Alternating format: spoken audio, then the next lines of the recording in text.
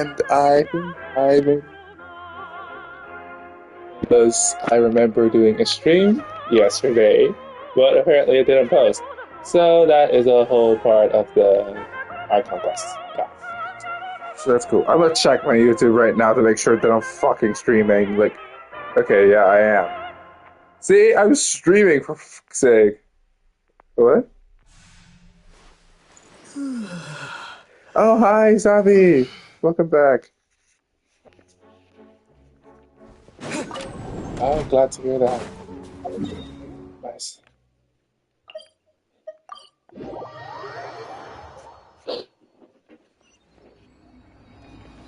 Yo, hello, welcome to the stream. Hello.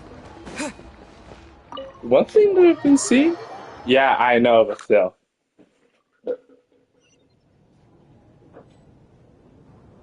Okay. Success. See you later, Zabi. You know what? Love you too. Oh my god, I should let people hear this. Okay, we just got. Okay, what the heck? We just got a whole theater stage. We got how many beds in here? We got 2, 4. You got 2 couches. That's 2, 4, 5, 6, 7, 8, 9, 10. 4 of the people are dead, bruh. Do you need some? I need to think very hard about whether there's anything that ever needed hiding. After all these years, there must be some things even I've forgotten about. You're a mermaid. I doubt it.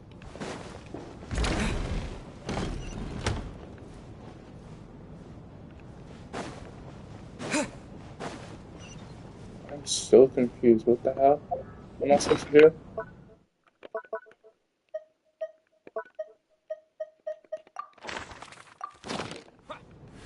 The little thingy majiggies. Get the quest points. Oh, hey, Odette. Valeri, come take a look at this. You too, Traveler. Some sort of notebook. What is it for? It's the on-duty logbook for the theater. Kulish was the main person to use it. He mostly used it to record any unusual incidents during a show, audience numbers, exit times, and so on.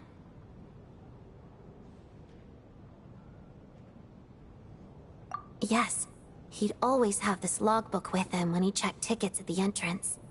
This should confirm a lot of key details about the recent show. So, you find anything unusual? Yes. The number of people. I've checked and double-checked, but the numbers just don't match what's recorded in the logbook. Apparently, we have an extra person among us. Excuse Are we certain me? that logbook is accurate? Could someone have sneaked in without buying a ticket or something? I mean, I doubt it. This is SNEZHNAYAAA we're talking about. Unlikely. Kulish took his duties very seriously. I've rarely seen any errors in his work. Not to mention that this was a dress rehearsal, meaning smaller audience numbers and tighter ticket restrictions than usual. Everything would have been well within his control. We no longer have our tickets with us, do we? They got collected on entry. I assume there's no way we can check them again. Unfortunately not. The theater recycles tickets. Once people are in the door, they don't tend to leave until the show ends. So we collect the tickets at the point of entry.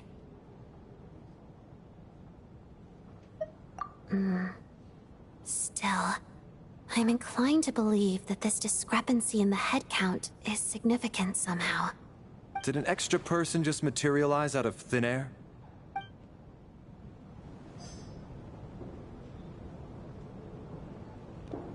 Okay, but how do you explain a person out of thin air getting into here somehow? Like, what? Hello, Sha! Meet-cha! Ah, Traveler. Since you're here, come take a look at this. Alosha found it. We're both curious to hear your perspective. It appears to be well, an investigation report. And the focus of the investigation was the rumors of haunting we heard about earlier.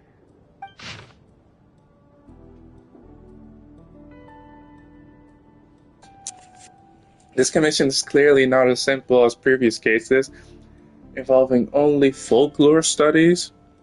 It appears to be connected to something far more mysterious. Well, an extinct civilization, the creations of ancient gods or powers from beyond this world. The possibilities leave ample room for speculation. From now on, we should take this as a lesson. A simple surface does not imply what lies beneath. It shares the same level of existence or nature. Okay, I don't want to read all that.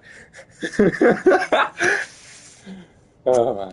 Ley lines themselves possess a powerful ability to either devour or guide souls. In most cases, once the soul and body are deceased or separated, the soul is drawn directly into the ley lines, leaving no room for lingering existence. However, evidence shows that the connection between the theater area and the ley lines has been obstructed, though only partially, not completely severed.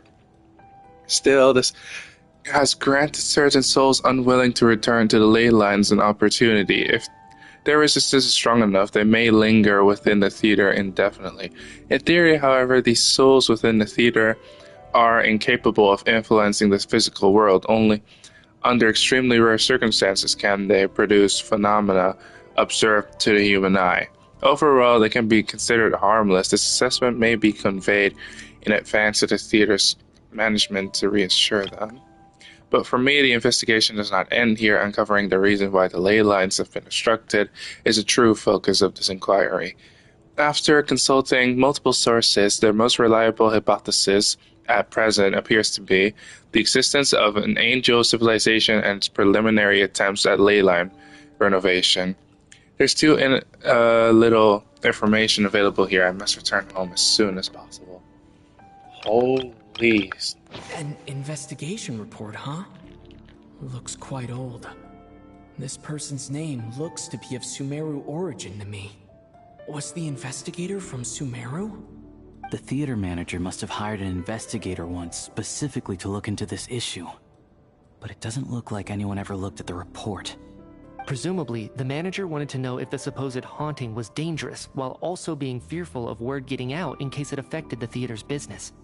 Anyway, the bottom line is, the haunting is actually real after all. It's caused by an obstruction in the ley lines. Is there any chance this is the key to finally welcome to making the some stream. progress Hope with you're the having a murder great cases? day. Ley line problems are pretty unexceptional to me by this point. And while it certainly offers an explanation for the ghosts, Hi, it's Talia. hard How you to imagine doing? what connection it could have to these two murder cases. Some of the language that appears at the very end of the report caught my eye. Angel civilization, ley line renovation? My area of research doesn't touch on any of that, so it's completely outside of my wheelhouse. Huh? A piece of paper just fell out from the report. It landed right by your feet.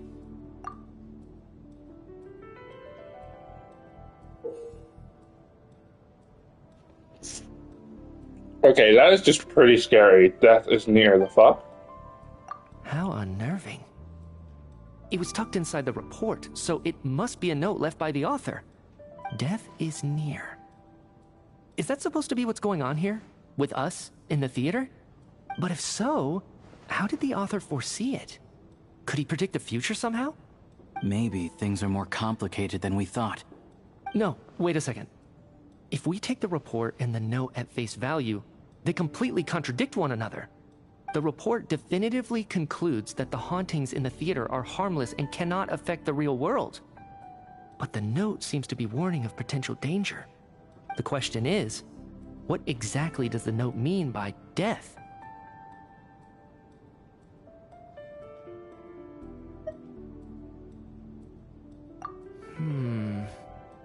The various ways we could interpret this keyword lead in completely different directions. Let's pause our analysis here for now. I think we need more information. Yeah, but how are we gonna get more information? We can't just wait until everybody dies.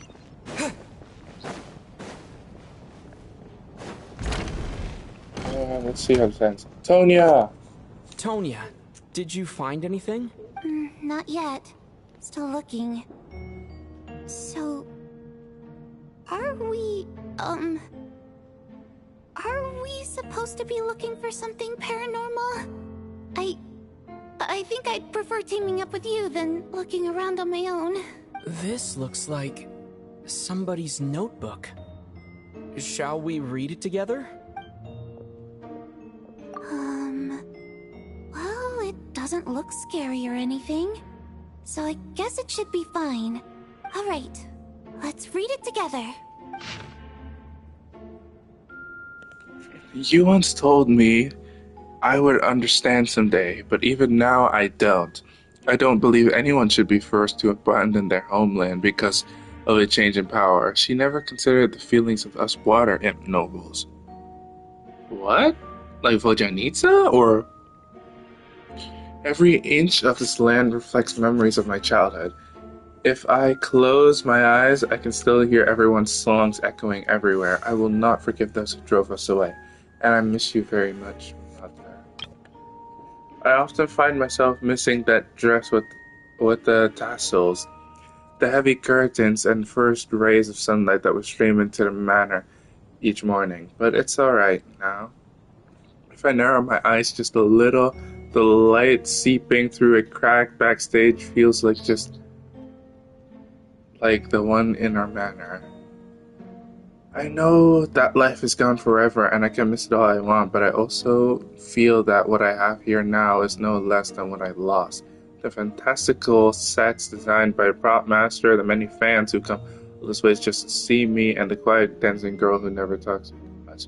These are all mine, and I won't lose any of it again. Never, absolutely. Okay, why does this give me Vojanitsa vibes in a way? The quiet dancing girl being Odette at this point. I've joined a remarkable organization, although I can't tell you its name. Whatever that great figure intends to do this time, there should always be someone looking out for misfortunes of ordinary people. Is this just Vojanitsa's diary? Like, this sounds like it's about the rock cult. That's what our organization exists for. Even now, I still don't understand it. Why is it that those in power always seem to be this way? They clearly have the ability to bring greater happiness. Some say she has her own difficulties, but what could possibly trouble someone seeming so omnipotent?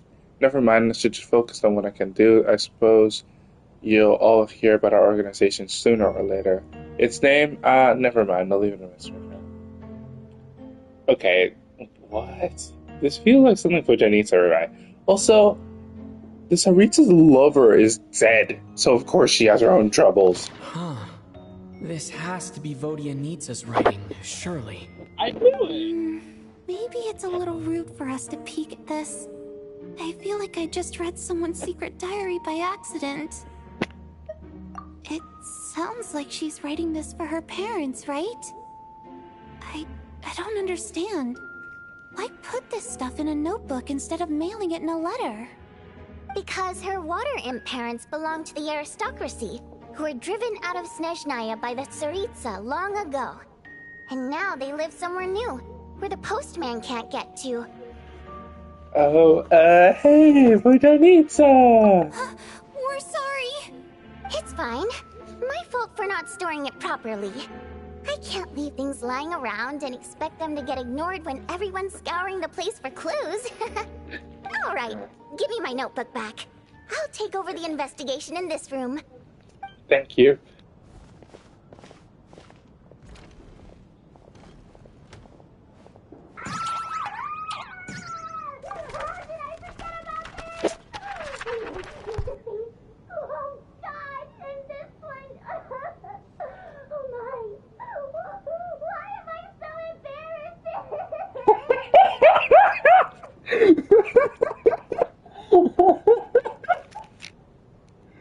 Oh my god.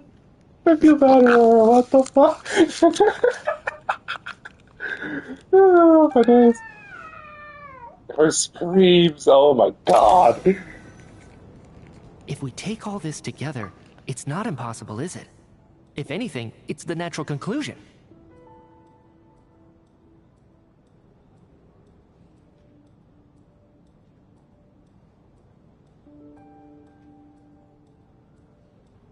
Oh, I beg to differ. This sounds to me like a product of a researcher's vivid imagination. And perhaps it's because I'm still viewing this through the lens of a typical murder investigation. But still, I'm struggling to be persuaded by your theory. Does it really sound that far-fetched? Alright, well, let's treat that as speculation for now. I do agree with what you've said, so let's go with your idea for now. Good. Okay, now that we finally have some meaningful leads, I think it's time to reconvene. Let's get the others.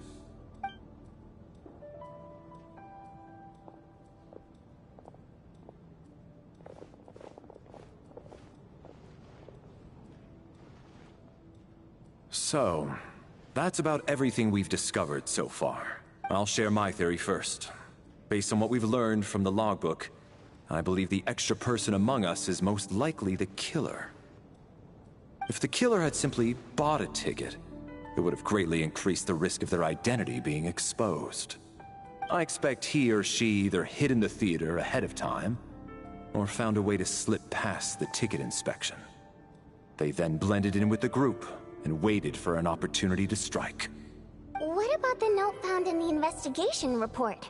Any thoughts on how that fits in? The killer may have simply planted it there as some sort of sick joke. I've seen my fair share of psychopathic killers. They love playing cryptic mind games. So, it has nothing to do with the haunting of the theater after all. This theory makes sense to me. If we have an audience member unaccounted for, chances are they didn't come here to watch the show. Could it really be that simple?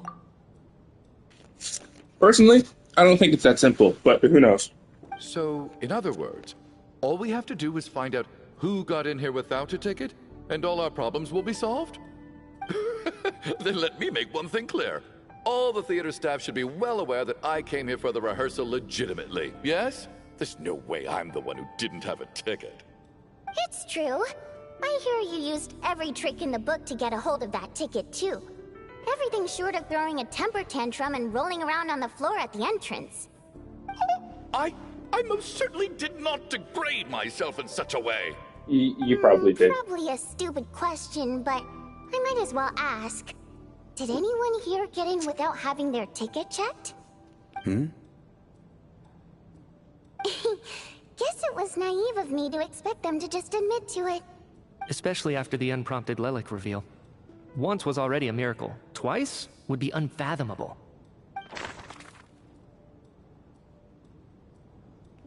The most likely extra person who entered without a ticket. We know you did everything. You could have gotten in without a ticket, but I don't think Alosha would kill. And for what reason? He's a part of the Row cult. Tonya is too innocent. I think we got our ticket checked. Valeri was here with Micha, but he needs... No! Don't tell me it's him.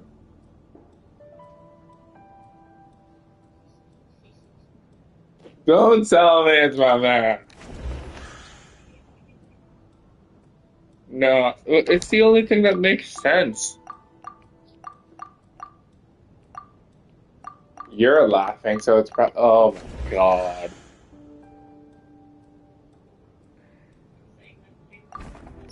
I don't believe any of us here knew Shram before all this. If no one can verify Shram's identity... I like Shram so much. Come on, bro. Mr. I'm so Shram, sorry, my man. did you really go through the ticket inspection to get in here? Huh? Me? Why am I being singled out, my friend? Do I seem that suspicious? Loki, personally, I don't see you as suspicious, but no one here knows you. It's not that you stand out as suspicious, more that everyone else has been ruled out as trustworthy. Okay. Well, we spent the best part of 2 days together now, so I'm sure you can all tell what kind of person I am. I'm a true gentleman. I never dream of doing something like sneaking to the theater without a ticket. Yeah, I have no doubt that you're a good person. But the problem is, none of us here actually know you, so no one can say for sure that you are who you claim to be. Exactly, and that's what I hate, because I like this guy. Although, actually, what was it you said last night? Yeah, you're friends with that water imp, which is why you understand our primary mode of expression.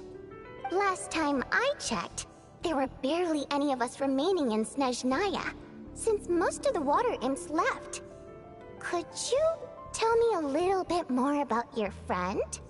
There's a good chance I actually know her. Oh my god! For Denise seems to be getting a little I sassy. suppose it's also kind of a way for everyone else to get to know you a little better.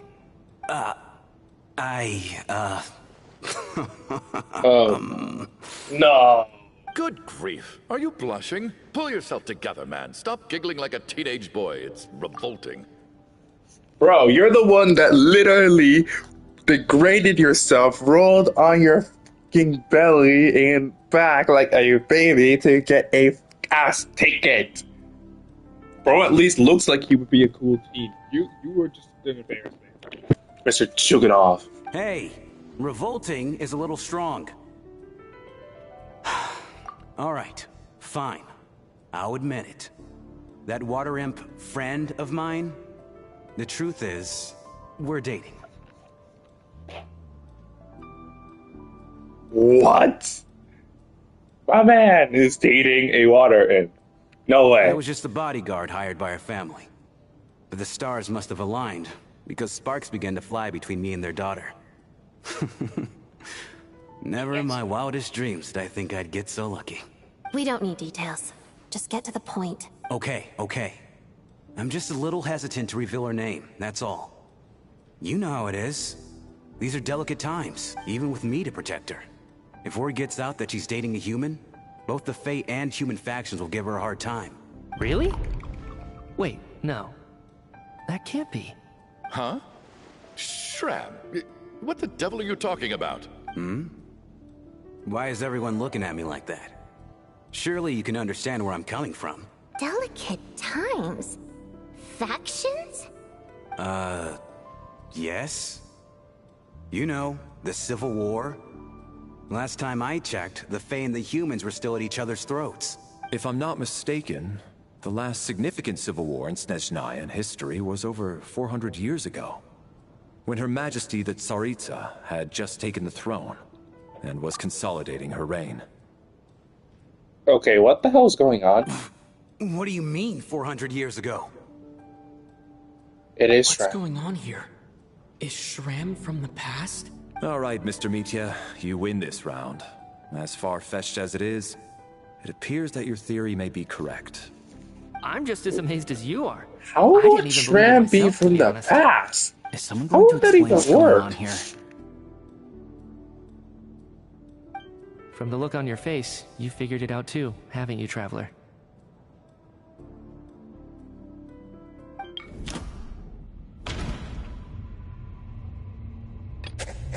That seems to be the case.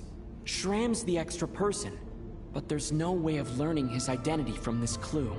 He's from the past. Wait, what?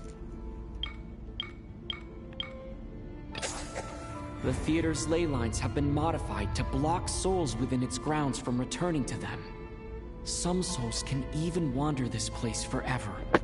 Mr. Shram's statement proves he is from hundreds of years ago, and according to the investigation report on the theater hauntings, Mr. Shram is very likely a lost soul wandering the theater. What?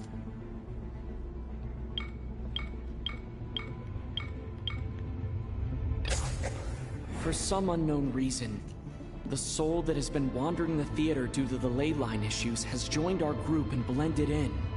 Yeah, that must be the immediate reason why the ticket count doesn't match the number of people present.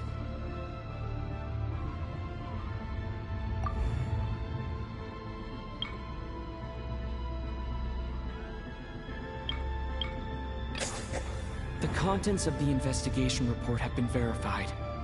There are indeed ley line issues and wandering souls in the theater. Death likely symbolizes the deceased. Mr. Shram, for instance, death is near. That must mean that there's a dead person in our midst. That's the truth, isn't it? Yeah, the logic is clear now.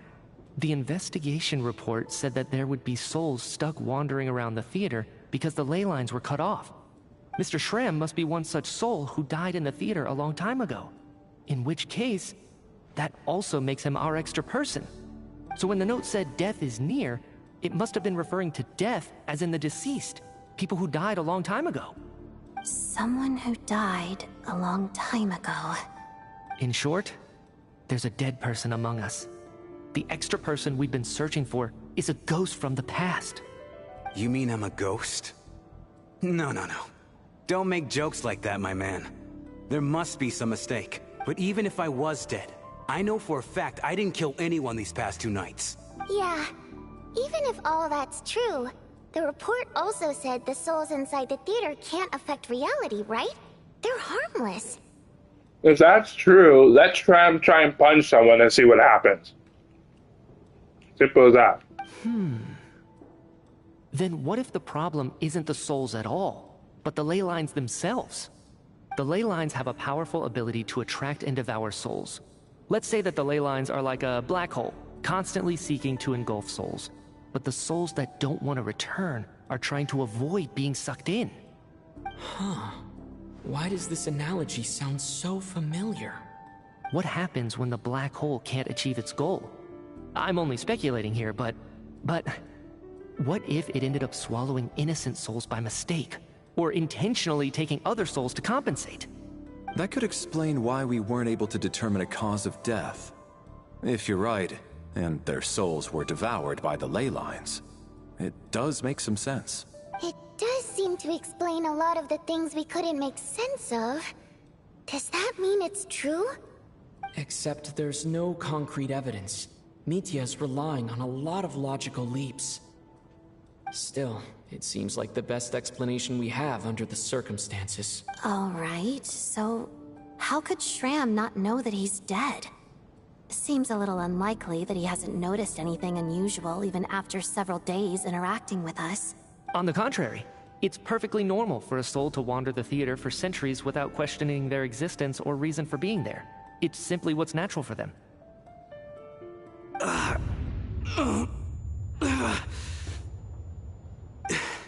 You know what, Mr. Brainiac? I think you might actually be right after all. I'm trying to remember and... even though my head feels like it's going to explode, I think... it's all coming back to me. I was the one who didn't want to remember my own death, so I forced myself to forget. Well, I'm sure those are painful memories. My lady and I snuck out to go on a date one day. We bought tickets for the theater. It wasn't really my thing, but I was just happy to be together.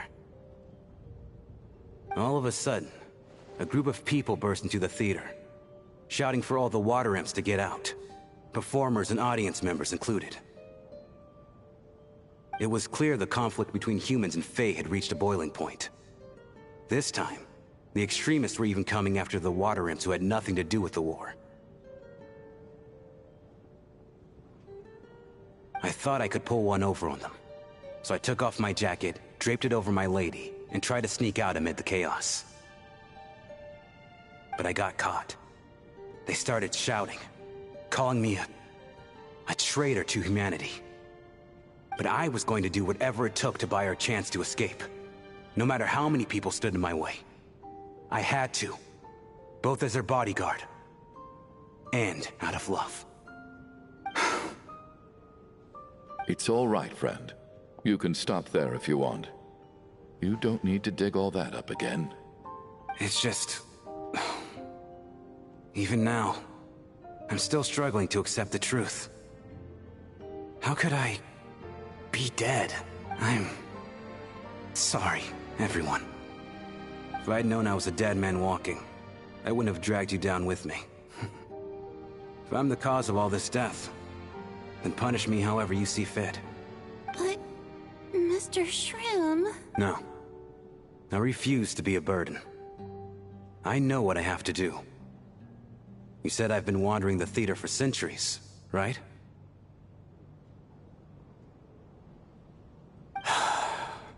I guess it's high time I got a breath of fresh air. Out there, I mean. I'll leave this place, and take all this death with me. Go out on my own terms. Mr. Schramm, I'm sure we can figure out a different course of action.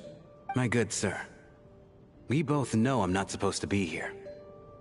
I should have accepted my death long ago. One way or another, this has to end. Unless you're saying this goes against another one of your military principles somehow. No, I'm speaking on a personal level this time. Let it go, man. Oh, wait. One last thing. Miss Wateramp. My lover. Her name was Litia. Litia Ozarova. Do you know what happened to her? Ozarova. Oh, Auntie Ozarova. That's what we all called her. I remember her as a very kind elder. She had a bunch of kids, too. I'm so glad she survived. And she had lots of kids? Good. That's... good. I could hardly expect her to stay single just because of what happened to me, right? For sure. As long as she went on to be happy. That's all that matters. Besides, I'm dead. My soul's been wandering around here for so long because I was worried about her. But now, I can go without regret. Ah, for Shram. Good to go. There's no man. need to see me off, my friends. I've enjoyed our time together over these past few days. Perhaps we'll meet again in the next life.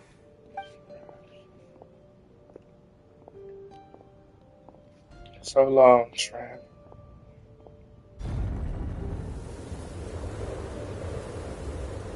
Take care, my man. I knew Mr. Schramm was already dead, but I still feel so sad. Death is cruel, no matter how we might try to make sense of it. True. So, was the conflict between Fae and humans really that bad back then? I was only little, so I don't remember much. It's terrible to think that so many innocent people had their lives turned upside down. Even the historical records about that time period don't say much about it. All people know is that the Tsaritsa founded the Fatui, drove out most of the Fae aristocracy without explanation, then used her terrifying power to suppress the humans. It seems to me like the Tsaritsa chose to make herself the enemy.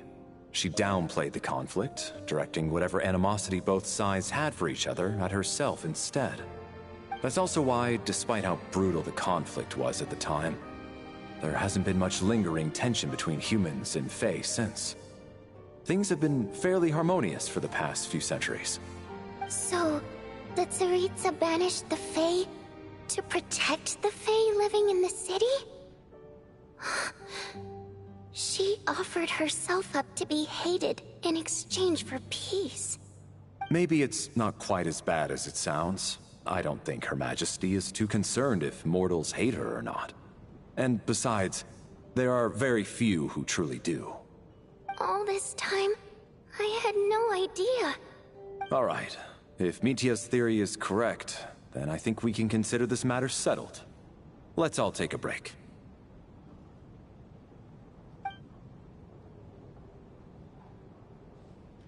Ugh, if only this blasted storm wasn't still raging on.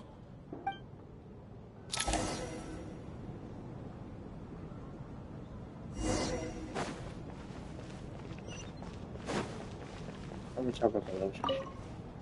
At least the lingering regret that kept him here has been put to rest. That's not necessarily a bad thing.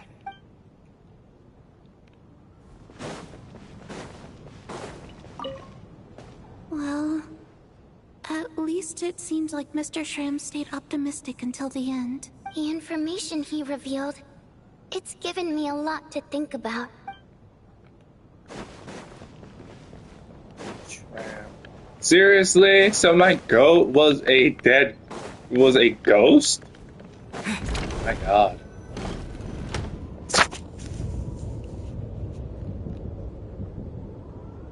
Looks like now we can just rest until the snowstorm stops. I still can't believe Schramm turned out to be a ghost who'd been in the theater for hundreds of years. To think he was dead this whole time.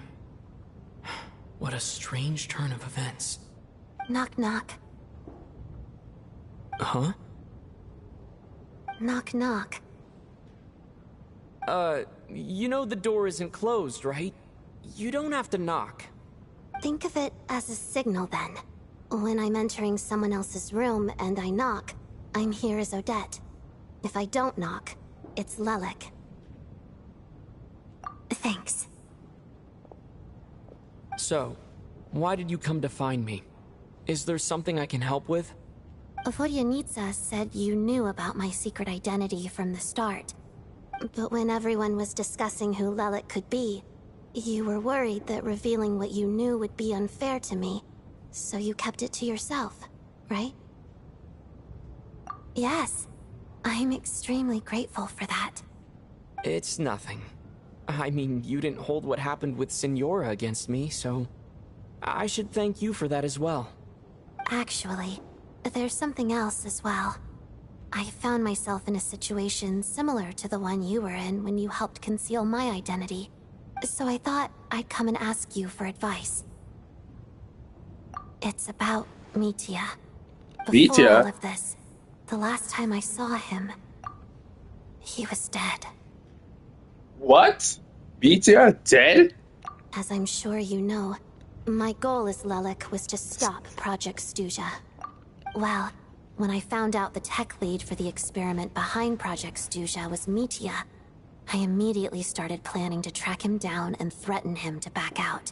I often saw him around the theater, but I soon concluded that making my move there would risk exposing my identity. So I decided to infiltrate the Armory Palace and go directly to his lab. That way, the threat would be much more effective.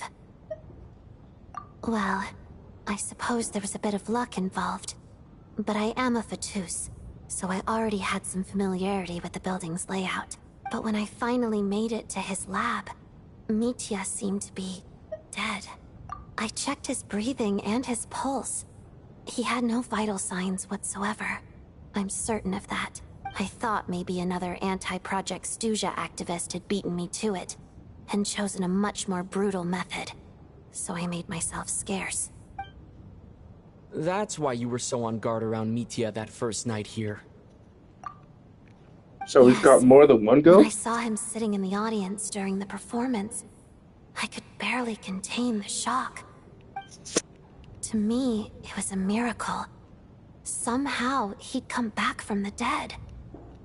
But then, the murders started happening and things got so complicated that it wasn't really at the front of my mind. That is, until Mitya himself said there must be a dead person among us. Then, I couldn't ignore it any longer. And yet, you thought that bringing it up right away would single Mitya out. Just like when everyone was suspecting Lelik. Exactly. I thought there could be something I was missing. Besides, we soon figured out that Mr. Schramm was a ghost. And we knew there was only one extra person. So we thought he had to be the one. But now, it seems like there's another candidate. I understand why you kept it to yourself. There was so much information being thrown around during that discussion. Bringing up Mitya would have just introduced more confusion. So, what do you think we should do? Let me confirm one thing first. When was it that you found Mitya dead? Around a week ago. Sometime in the afternoon. A week ago? That's earlier than I thought. I saw him just a few days ago at a restaurant. That definitely would have been after you found him dead. He seemed completely normal to me. Chatting with Vodyanitsa, trying to avoid Valeri. So he was definitely alive on that day. Huh. Well, all I can say is I know what I saw. Here's a thought.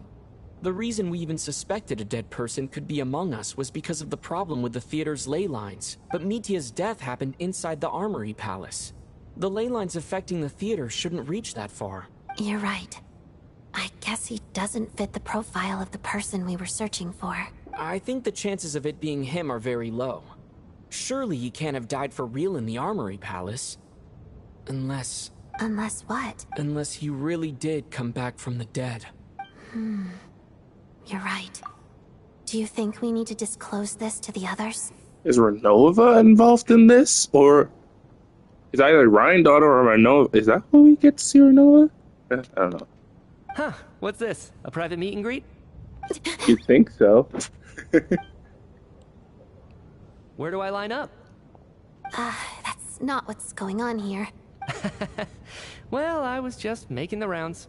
Thought I'd try to lighten the mood a bit. Bodianitsa's handing out food if you're hungry. Wait, but Micha's gonna be a playable character. So the fuck you mean he might be dead?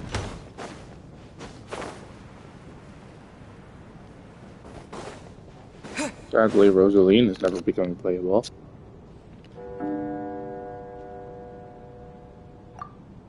What is going on with this storm? Could it be connected to that monster that just arrived in Snezhnaya? I almost hope it is. Her Majesty the Tsaritsa left to vanquish that beast herself.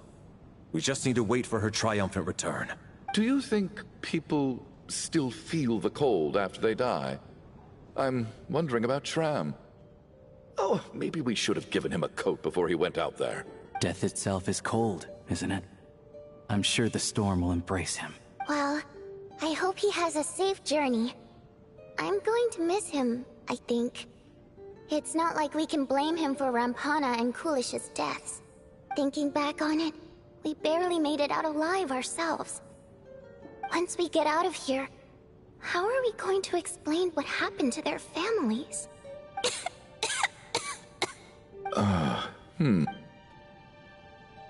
Are you okay?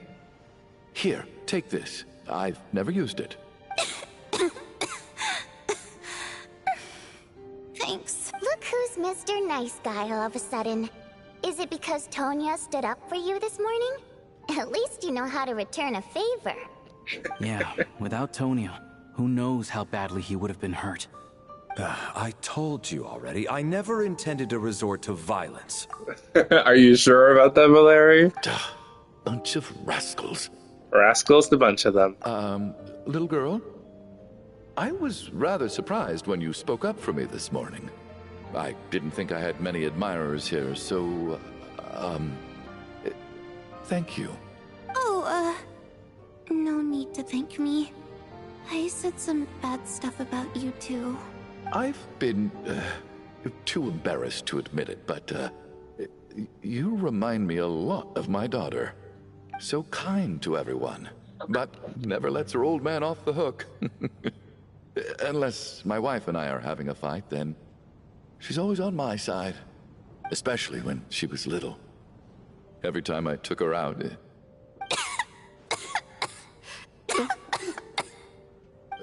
All right, easy now. How long have you had that cough, Tonya? I don't know. It's probably been a while. I'm fine. You don't seem fine. I wish Child was here. Are you taking anything for it? Yeah. I'll be fine once I see my brother. He's gonna pick some frost fairy flower leaves and brew a tonic for me. I'll feel much better once I drink that. I see. That's good to hear, then. We should probably discuss arrangements for tonight.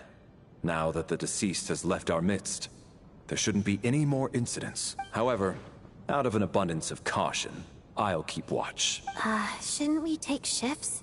I can take one if needed. No need. I managed to get a nap in earlier, so I have plenty of energy right now.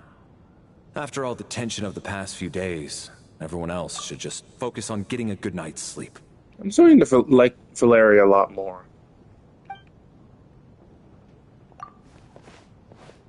What a long day. This whole situation turned out to be way more complicated than I expected. But Valeri's right. I should just try to calm down and get some rest. The last thing I want is to give myself nightmares. You've been having nightmares. That's how people have been dying.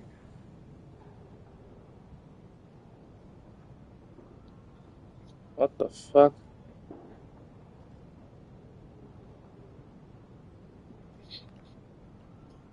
I'd rather not be a model for a drawing class.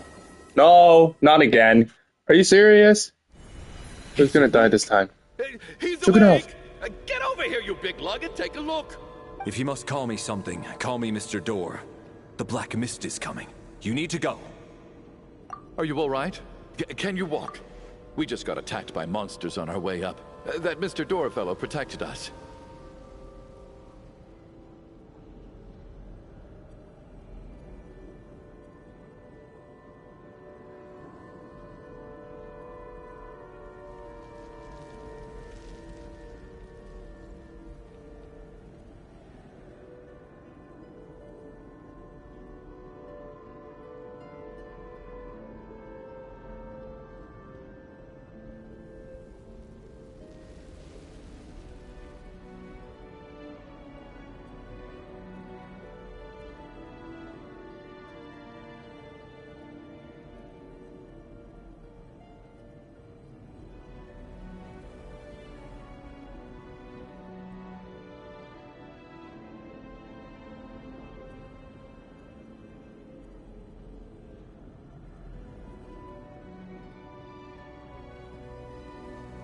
He just seemed to come out of nowhere. Not much of a talker, but when it comes to taking down monsters, that man doesn't hold back. Curses! The Black Mist is catching up to us. We need to keep going. Mr. Door, I don't believe I've ever seen you around here before. Why is that? There's no need to try to get to know me. I'm just Mr. Door. Okay, what in the actual Irene? What in the actual name of Irene is going on? Well, anyway, we're lucky to have you here. Thanks for saving us earlier. No need to thank me. This is where my duty lies. This is not funny. If Valerian Juganov end up dying, I'm gonna go crazy. So we're doing this. And you're just humming and singing. You having fun, Kathy? SNEZHNAYAAA. Well, like, sure, why not? You need help with that? No, I'm good. Win this one. I have this person brought on. That affected giant. I know it's Remarkable work, Mr. Door. I'd rather help you with it if I can. Muscles, I'd do the same. Oh, it's okay. If they want to join and kill this boss, they gotta work for it. Are none of these fair. doors the one you're looking for? But if you ever need help, don't hesitate to ask me, okay? Will do as in you'll ask me or won't, or... Come no closer. Bit of don't struggle too much if you don't have to. I'm here to help you above anything else. Impossible. Impossible. I'm so exhausted. And the Black Mist is still rising. Oh. Wait, look! There's more monsters down there. Are they coming from within the Black Mist?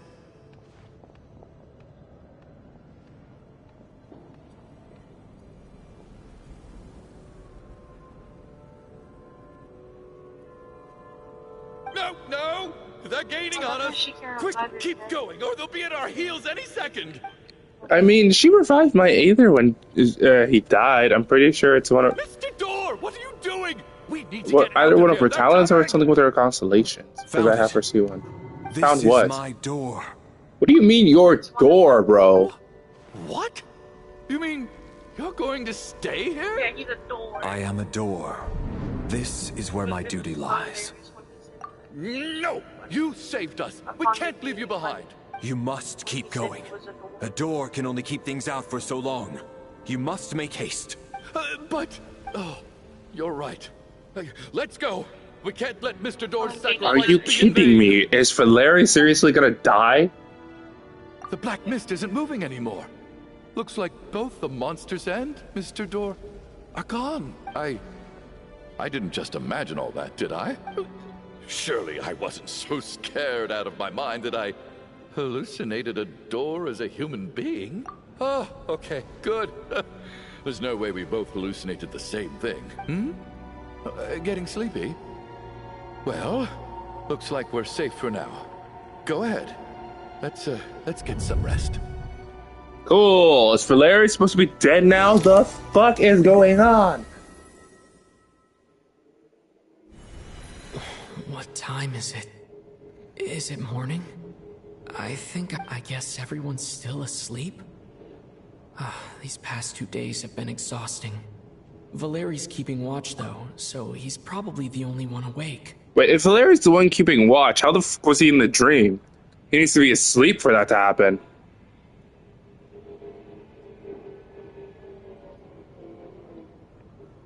Okay, fuck ass thing, stop making so much noise. No. But if Valeri's actually dead, this is...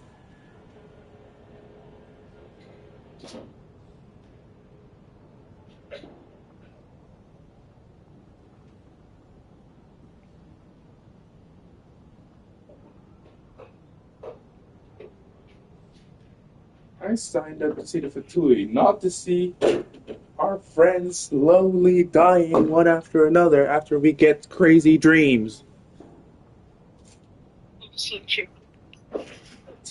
I mean, what? This isn't normal, even for Genshin's sake. Fuck. No. No. As much as I didn't like it, but... No. Wake up! Everyone needs to wake up! Deep breaths. Fucking hell.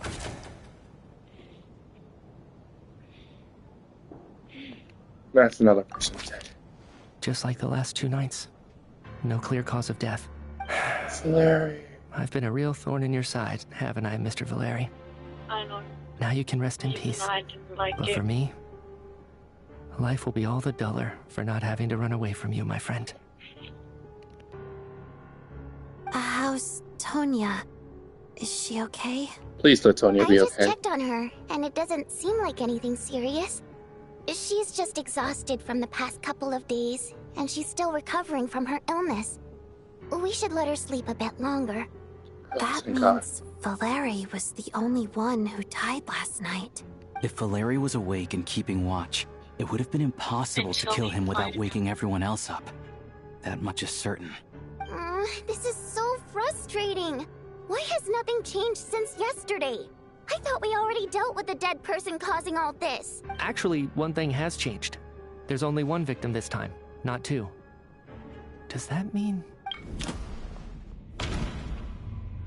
Murió por ADN. Wonderful.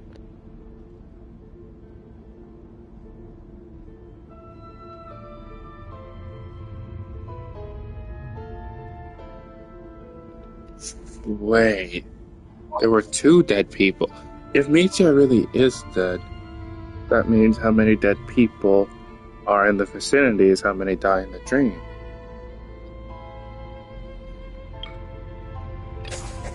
After the deceased Shram left, there was 1 less victim last night.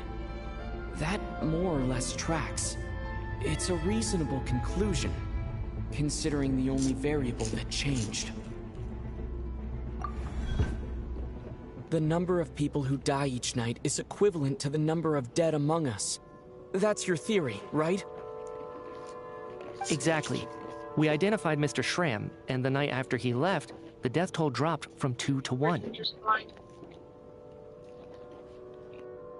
By that logic, there must be 1 more dead person left among us.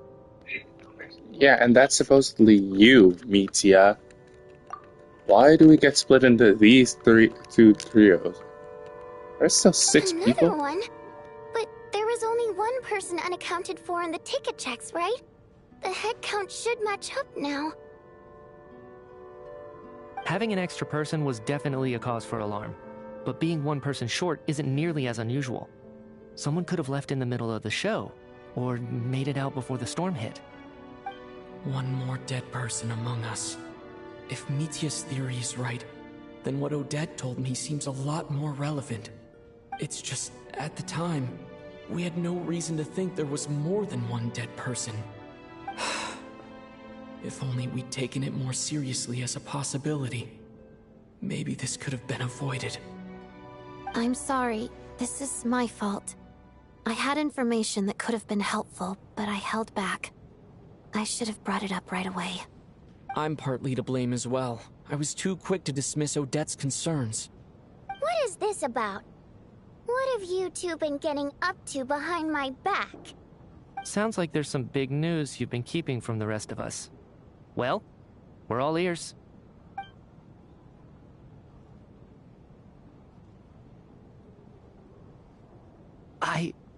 I'm the dead person?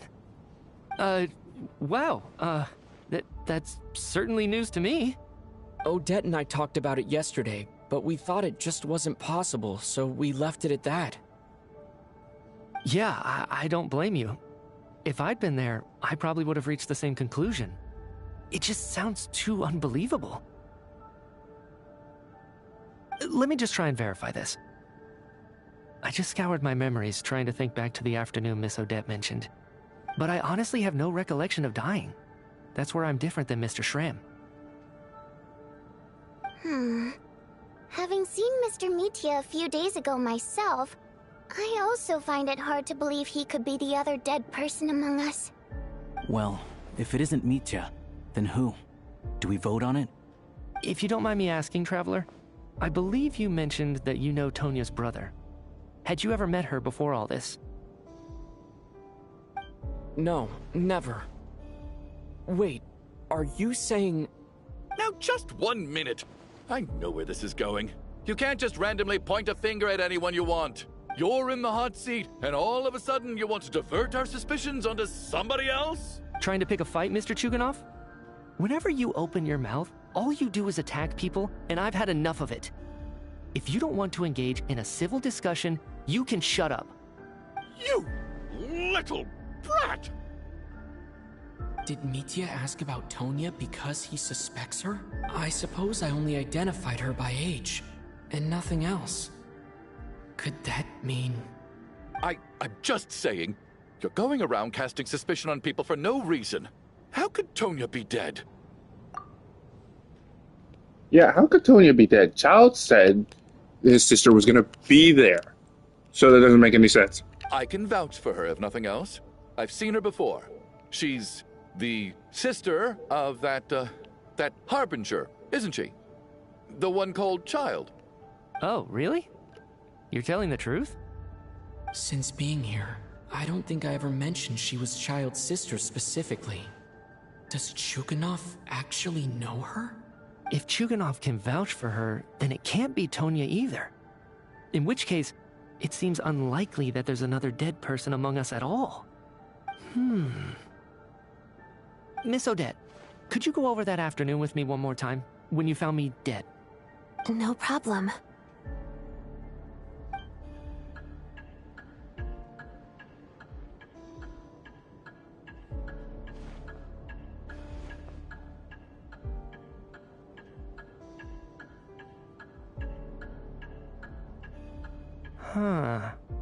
No matter how hard I try, I just can't remember anything about dying. But I do remember something else. Miss Vojanitsa, during our last meal together, I told you how some of the researchers were suffering from temporary memory loss. Do you remember that? Oh, yeah. You said it was hindering the progress of your experiments. You thought they were just under too much stress or something. Right. And even though I don't remember dying that day, I'm pretty sure I experienced something like amnesia. Some of my memories from that afternoon are missing. Are you suggesting you're missing the memory of your... Of course. How am I only just realizing this? Humans aren't necessarily aware of their own death. You mean being silently assassinated, or dying in your sleep? Situations like that? The researcher's amnesia. Suddenly it all makes sense.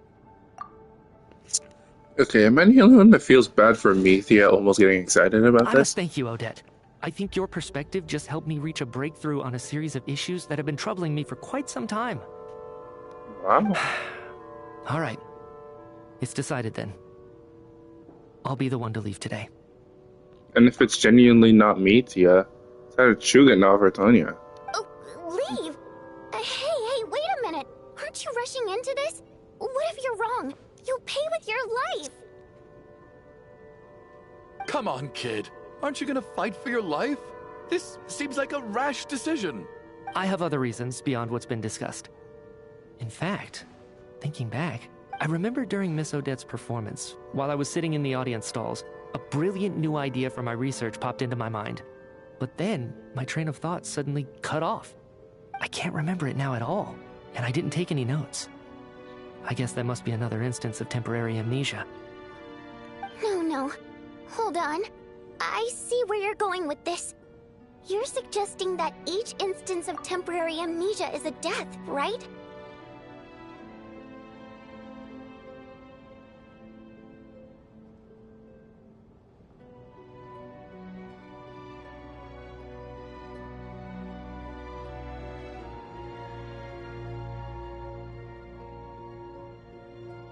There's a glaringly obvious flaw in that idea, no?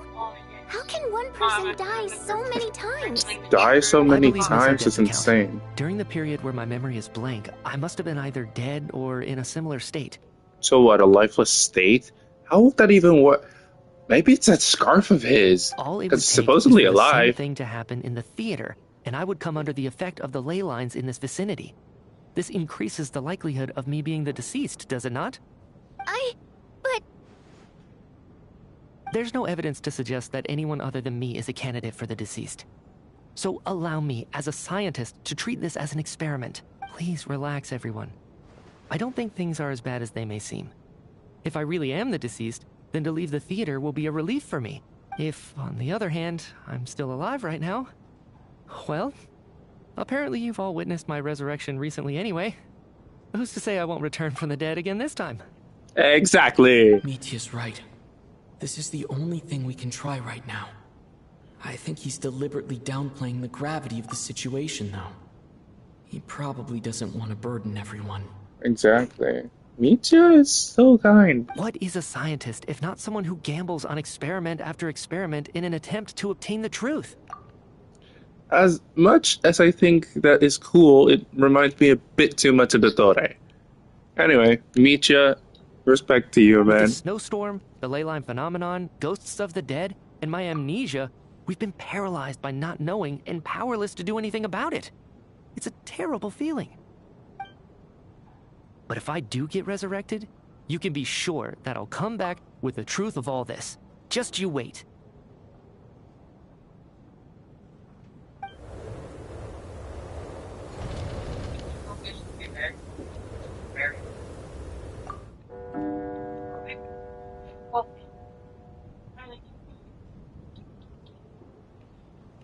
This is way too creepy for me. Beyond the loop? I got an achievement for that? Anyway, Race Nocturne? That does not sound Poor good. Mr. Mitya. I didn't even get to see him one last time. Maybe it's a good thing that you weren't there to see it. It was a hard thing to watch. I hate goodbyes. Why does it feel like everyone around me is slowly disappearing? Not just in here, I mean. In the outside world, too. Maybe it's the realization that, at the end of life, everyone has to face it alone. Come to think of it, the main reason we're still alive right now is pure luck. Each morning here, for every one of us, there's the chance that we might not wake up. You could take it a step further and say that the same is true outside, too. Who can ever be 100% sure when they drift off to sleep that they'll open their eyes again in the morning? If I make it out of here, I'm going to cherish every moment that I'm awake and live without any regrets. Without regrets.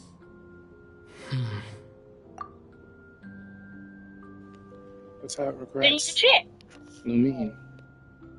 I feel like a strange sense of anxiety has been quietly growing inside me over the last 2 days. Are Is you it that- okay? Tonya? You look really glum. If something's bugging you, let's talk about it. There's only a few of us left here now. After everything we've been through, what's the point in keeping things bottled up? I have a travel companion named Paimon. Alosha and Odette have met her before. She's been feeling unwell recently. You're worried about her, aren't you? That makes sense. We've been trapped in here for days. To be honest, I used to feel like I was just a spectator in this world, watching everything that happens from the sidelines.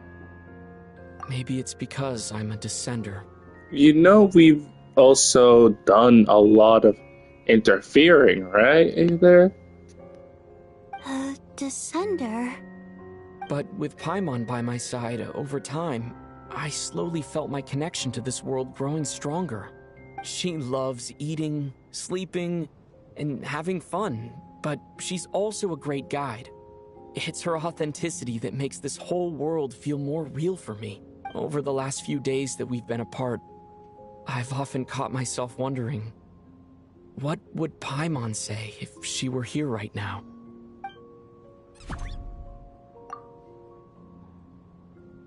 But by the time I snap out of it, the conversation has already moved on, and I'm still in my own little world. I'm trying to overcome this sense of detachment, but I really miss Paimon. I guess, in a way, she means the whole world to me. Paimon is great. True. That. Although, now I'm wondering what the heck is going on with Lumine. Like, are we still thinking about her after what happened in Notcry? We know that's not Lumine. The last time we saw her was in Natland. I bet she misses you when you're not there as well. Maybe you're her entire world too. I don't know if this will make you feel any better, but back when the water imps left Snezhnayaaaaa in droves, I also felt like the whole world was suddenly empty. I could be surrounded by people all smiling and having fun, and still feel completely separate from it. So, I totally understand how you feel. Later on, I started to think, maybe accepting the fact that our loved ones won't always be with us is something that takes a lifetime. All we can do is cherish their companionship from moment to moment. So, once we get out of here, you better hurry back to our side as fast as you can. You can't let your story end in regret. That's the trope I hate the most. Thank you. That's exactly what I needed to hear. But Vodianitsa, if you hate goodbyes too, why didn't you leave with your people? That's just the choice I made. I used to regret it, but I don't anymore. Like I said before, singing is a water imp's primary mode of expression. It's how we convey our emotions. Our songs have echoed through this theater for hundreds of years. Each one a story pieced together through moments of joy and sorrow. But does a story exist without someone to read it? To me, the answer is no. So I made the choice to stay. That way, there would still be someone left to sing these songs and listen to their stories. Otherwise, they could have been lost forever. Could you teach me how to understand your people's songs sometime? I want to be able to truly hear them, like Mr. Shram. A fan after my own heart. Thank you, Tonya. How about I sing something for you, and you tell me what you hear?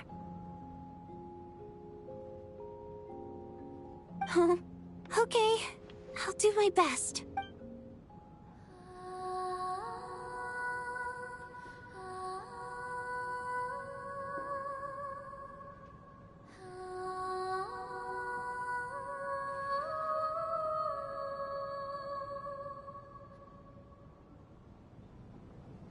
I've never heard that one before. I feel like I can hear a sense of longing somehow. I wonder why that is. Color me impressed, Tonya. You're a keen listener. Most people can only tell if a song is happy or sad. I didn't think you'd be able to pick up on such specific details. So, what's the song about then? Come on, tell me. I've actually never performed this song in the theater before, because it has more of a ceremonial purpose for our people. It's not meant for the stage. It means something like, may those we have lost watch over us, and follow this song back home in the night, so that we might be reunited once more. No wonder I could hear that sense of longing. You sing it for loved ones who have passed away. I hope it reaches them. It's getting late, Tonya, and you're not well. We should all turn in early. I suppose there's no reason to keep watch tonight. Okay. But, before I go to bed, could you sing that song a couple more times for me, Vodyanitsa? Of course. Anything for my #1 fan.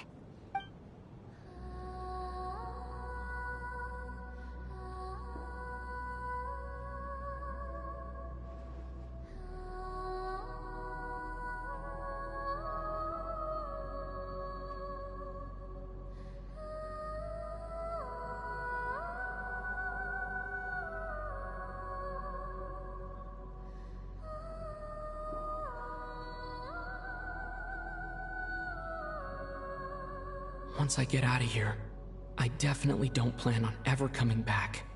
But I guess that means I'll never get to hear Vodyanitsa sing again. That's a sad thought. Before I fall asleep, I should cherish this moment of companionship while it lasts.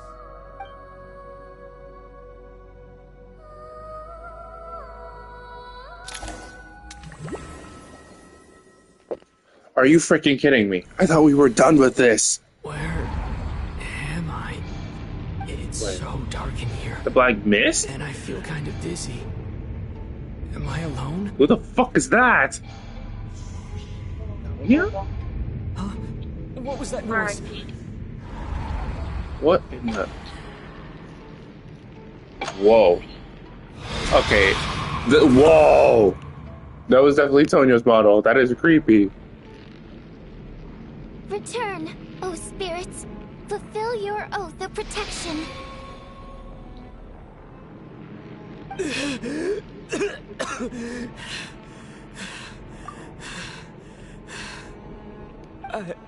I'm alive?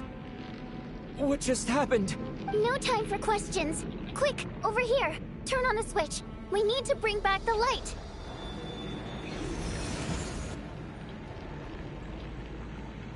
All right, we're safe. The spirit just now is called Night Prayer. The light subdues her, but she'll attack without a second thought in the dark. Sort of. I know it's hard, but you can't let this place go dark, or she'll kill you again. Yep. Luckily, I was here to resurrect you. Otherwise, that'd have been a real bummer. A bit more than a bummer, I'd say. Wait, so you have the ability to resurrect people? Sure I do. I'm your guardian spirit after all. I specialize in soul recall. Oh, it's nice to meet you, by the way. The fuck you mean nice to meet you? What are these dreams? Thanks. It's nice to meet you too. What is going on? I'm genuinely All losing right, it over here. There's no time to waste. The black mist is already catching up. We need to avoid it and Night Prayer at all costs. Come on, let's go. I've seen every other story that Tifat has to offer. Well, most of that. This is genuinely something else, and it's creeping me out way too much. Sweet light, it's back. Now that's a sight for sore eyes. Shh, it's Night Prayer. We need to move quick, but don't let her notice you. Look out! Okay, that is just plain creepy. Okay, the fact that she's called Night Prayer, but the other creepy thing is that she has Tonya's model. Okay, what the fuck, bro? This is not humane. And this is how SNEZHNAYAAA starts. Which is over there. I think Savi would kind of like this, don't you think? It kind of gives horror game vibes. How the fuck am I supposed to get up there? Imagine doing this at night. Like, what the hell? You did this at night? There's certain shit in Genshin that you shouldn't do at night, in my opinion. There was this one quest that I did at night, and it genuinely scared the fuck out of me. I don't remember.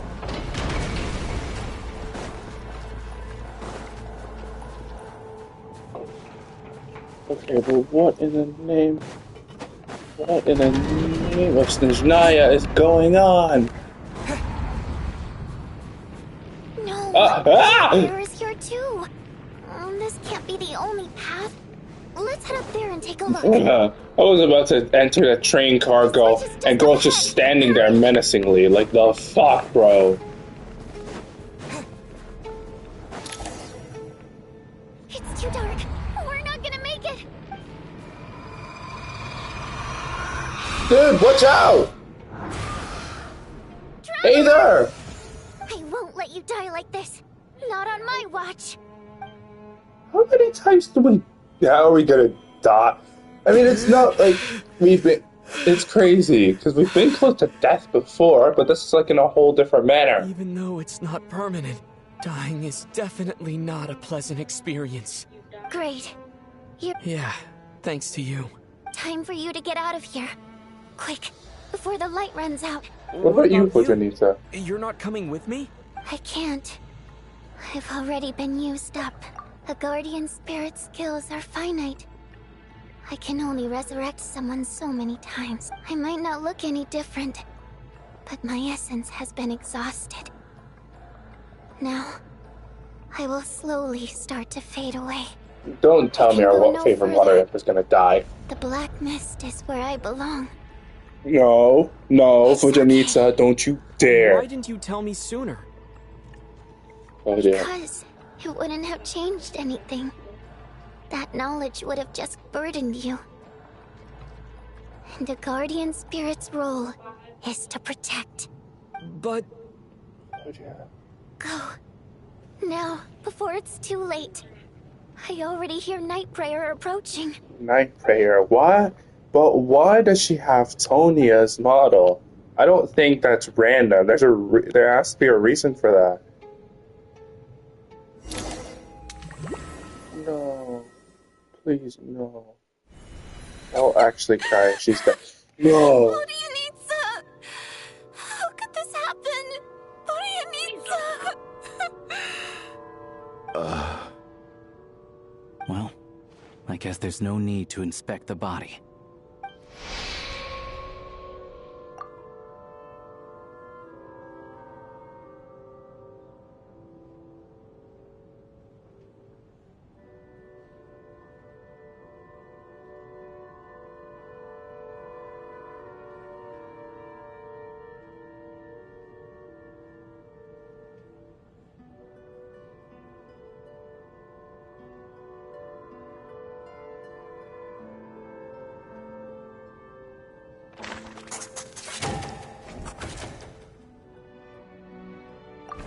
Wasn't supposed to happen. You lied to us, didn't you, Chuganov? You've been lying from the start. Take a long, hard look at yourself before you go around accusing other people. I suspected you on day one, Lilac, and now look where we are. By some strange coincidence, you've never been targeted. You just happen to have survived this long? No, you should be the prime suspect. And you, little hunter, ever so content with staying on the sidelines. Yet, you were the one who stopped us from leaving from the start! Why are you trying to keep us here? You're free to leave if you want, Chuganov. Stop being an asshole. Now you're just lashing out indiscriminately. That's either a sign of anxiety or a guilty conscience. Where was all this passion and bravado before? Decided to fight until the bitter end. Is that it? Is that a threat? Fine, bring it on! You think I'm afraid to die after all this? You want to kill me?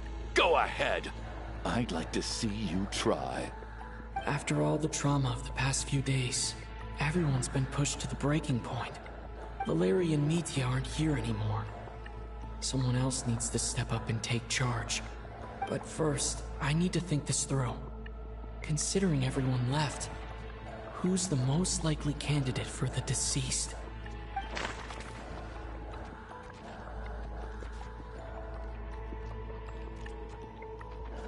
It's either Tonya or Chuganov, but...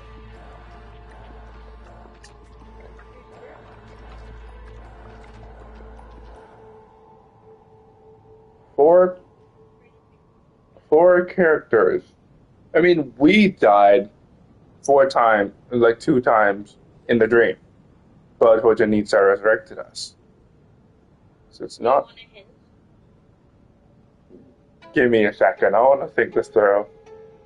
I genuinely don't think it could be Alosha. It just doesn't make any canonical sense. I want to say it's either Chuganov or Tonya.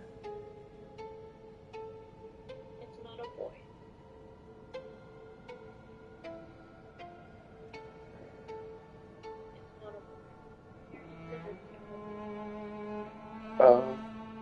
It's not a boy. Oh my god. So it's either Odette or Tonya. Odette is literally of the two train. She's already a released character. For her to be the descendant, she doesn't make any sense. I feel bad picking Tonya though. The only thing that makes sense to me would be like Chuganov or Tonya, but like,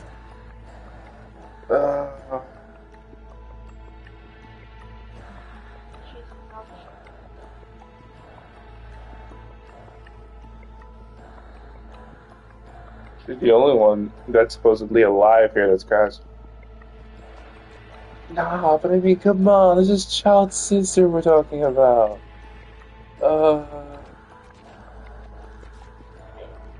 She's dead. I don't exactly remember what Child said anymore, so nothing makes sense to me. You know, forgive me, Ajax. Of those who remain, the only person we've never met before is Tonya. There is room to doubt her true identity. People are easily misled by first impressions.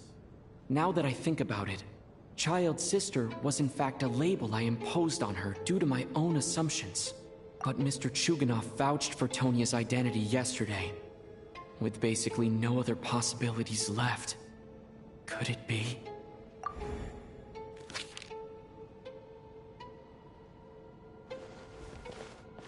Tonya, how's Tusser been lately? Tusser? Your brother Ajax must have mentioned me in his letters home, right? Did he say anything about a blonde traveler? No. And my brother's name is Razik, not Ajax. Oh my god, it's Tonya. Chuganov, looks like it's your turn to do some explaining. Yesterday, you said you could vouch for Tonya. Why did you give us a false testimony? I knew you were behind this, Chuganov. You've been lying through your teeth from the start. Everything about you is fake. Down to the wife and daughter you're always talking about. Your entire family man persona is a charade, isn't it? That night, when I infiltrated your place as Lelik, I noticed you were home alone. Didn't think much of it at the time. Just thought everyone else was out. But thinking back on it now, that doesn't seem very likely. My guess is, you live alone, don't you? Even that was a lie? But why would he lie about having a family? Curses! Oh, why is there no end to this blasted snowstorm? If it would just stop! If it would just stop. I think I remember now. I know how I ended up here. It feels like a distant memory. But at the same time, it's just like it was yesterday. The reason I'm always coughing is because I got sick with frostbite. The locals usually call it the snow cough. It's not a very common illness. It's partly genetic and partly caused by the cold climate, but it can be fatal. They sent me to the hospital as soon as they found out I had it. And I spent so long lying there in that hospital bed. After a while, I felt myself growing weaker and weaker. Nothing seemed to be working anymore. Neither the treatment that the doctors were giving me, nor the medicine my brother was brewing from frost fairy flower leaves. So one day, I told my brother that I wanted him to take me outside for once. so things could be like they used to, just for one day. I wanted to meet loads of friends, experience new things. He agreed. He snuck me out of the hospital, and we escaped. We got to the theater, bought tickets, and went inside. Oh, it was all so exciting. I remember the show very clearly. It was amazing. But I found myself getting sleepier and sleepier. Oh, Tonya.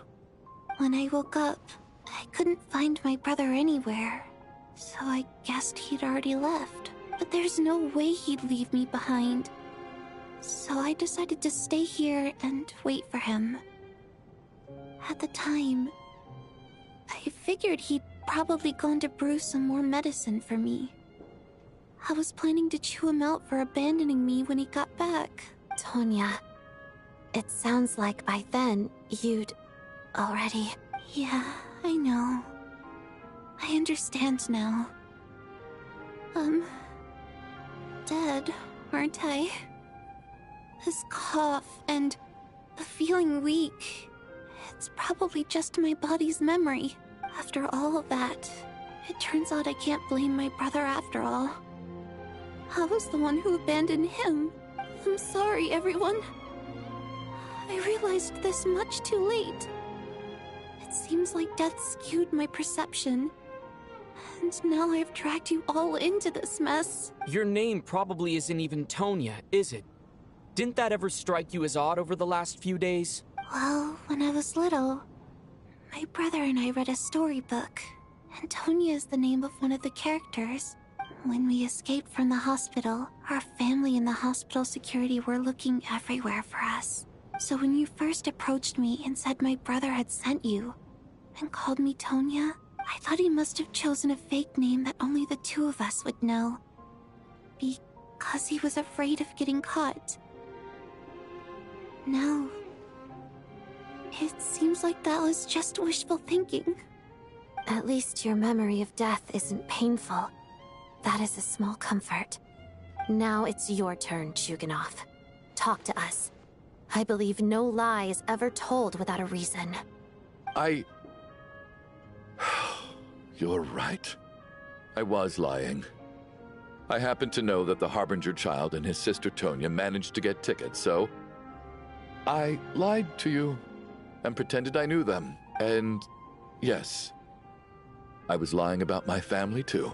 The truth of the matter is, I lost them a long time ago. I just refused to accept reality. And now I've spent the second half of my life living a lie. I'm a joke. My daughter's name was Iskra. And before you ask, yes, Iskra, as in Iskra Manufacturing Plant. She also died from the snow cough. She was just 6 years old. If she were still alive today, she'd be around the same age as little Tonya here. After Iskra passed, my wife couldn't bear to face those memories either. So she chose to start a new life without me. One day when I came home from work and saw the empty room, I felt like I couldn't breathe. Subconsciously, I started to imagine that they were still there. I soon discovered that this was the only thing that made me feel any better, so I just embraced the delusion. Nothing more than a pathetic means of escapism, I know. But at least it's not a crime. So explain your false testimony then. Alosha, as much as I love you, that was rude, bruh. The night before last, when I was chatting with Tonya, she mentioned that her brother would brew medicine for her from frost fairy flower leaves.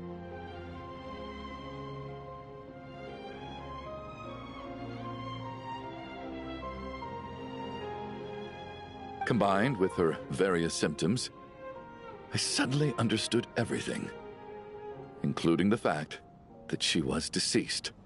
The snow cough used to be an incurable illness, I would pick frost fairy flower leaves to brew medicine for Iskra too. It took hours and hours on the stove.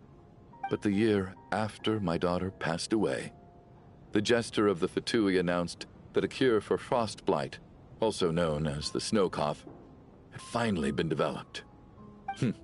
It turned out that all previous treatments were completely ineffective. No better than random concoctions. That was the final straw for me. I just couldn't take it anymore. Just one more year. One more year, and everything would have been okay. So, more than anyone, I know full well that in this day and age, no one in their right mind would still be using frost flower leaves to brew medicine for the snow cough. Poor Miss Tonya, therefore, had to have been from an era when snow cough was still a terminal illness. So, you projected your daughter onto her? Even though you knew she was one of the dead? That doesn't make any sense. You knew she was already dead. What did you hope to achieve by protecting her? I just don't believe in your crackpot theories. Nor do I approve of your actions. How can you just declare a living person dead and throw them out into that snowstorm? Nitia's gone. My good buddy Shram's gone.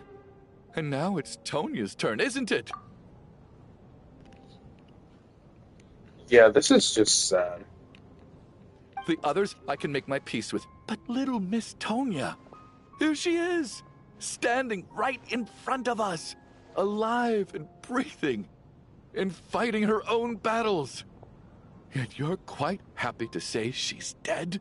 I just want her to live. Once this snowstorm is over, the very moment it stops, I'm going to march out that door and find someone who can fetch the very best medicine for her snow cough. I'll be damned if I'm gonna let you cast her out into the snowstorm before I have the chance to cure her. Not again. Not this time. Not when the cure is right within our grasp. I'd never be able to forgive myself. Mr. Chuganov, stop. I can't let you do this. Tonya. By the sounds of it, you've known I was dead since the night before last, right? I really liked Mr. Valeri, Mr. Mitya, and Miss Vodyanitsa. And now they're all dead because of me. I'm not happy about that. The reality is, you've been trying to fight your own demons through me. But all you've really done is trap me inside your delusion along with you. No! Listen to me. I want to save you. I do! Well, at this point, I'm quite sure that I'm dead. I don't need to be saved. The time I got to spend with all of you is more than enough for me. Despite all the bad things that kept happening, I got to meet so many interesting people and spend so many days and nights by your side. Since the day I escaped that hospital until now, this has been an adventure I never even dared to dream of. I'm very fond of you all. If it were only possible, I'd trade my soul to bring back the ones who died. If it meant things didn't have to end like this. And that's why I'm not fond of you at all, Mr. Chuganov. I'm sorry. It's them that you owe an apology to, sir. Not me. Well then, I suppose this is it. It's time for my adventure to end. I've caused enough trouble. You're leaving already? It's still early. Don't you want to stay a little longer? No thank you.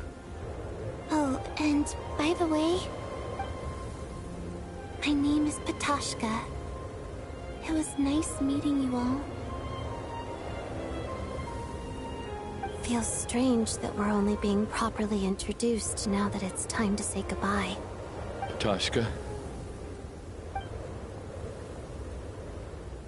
Tashka. What are you doing, Chuganov? Are you crazy? Let me leave. I can't keep lying to myself anymore. In your dreams. Don't think you're getting off that easy when you had a hand in the deaths of so many people. The Fatui have honed quite an array of enhanced interrogation techniques since they were founded. Once we're out of here, Lelik will personally give you a taste of every last one.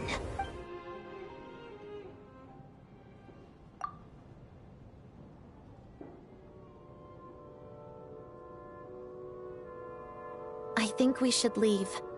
I doubt this snowstorm is ever going to stop. For all we know, this storm might have destroyed all of SNEZHNAYAAA by now. Maybe... Wait, we finally solved the mystery of the haunted theater today. Maybe let's at least try to enjoy tonight? Sorry, but I genuinely don't agree with you, Alosha. Fair enough. I don't particularly feel like dying in Chuganov's company anyway. And yet you won't let me die first. Hey, Chuganov, on a serious note, if we do make it out of here, you should close down that factory of yours. A lot of people are freezing thanks to you. Is this really the time to be discussing my factory? All right, fine. I'll shut it down. Doesn't matter to me anymore. Am I hearing things? Or was that a knock at the door? What the actual fuck is going on? Knock? There it is again. But I don't understand. The snowstorm hasn't stopped, has it? This is not an Archon quest, and it's just very weird. Should we open the door? Is this Yes. it? Is this nightmare finally over? If the last few days are anything to go by, I probably shouldn't be getting my hopes up. Whatever lies beyond that door at this moment. It could be something even more terrifying than everything we've been through so far. Let's head out. I'm done with this fuck-ass theater.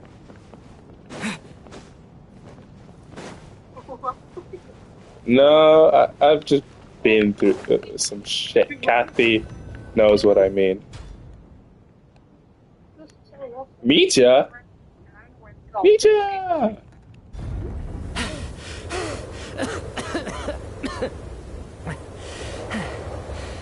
Hey everyone, I'm back.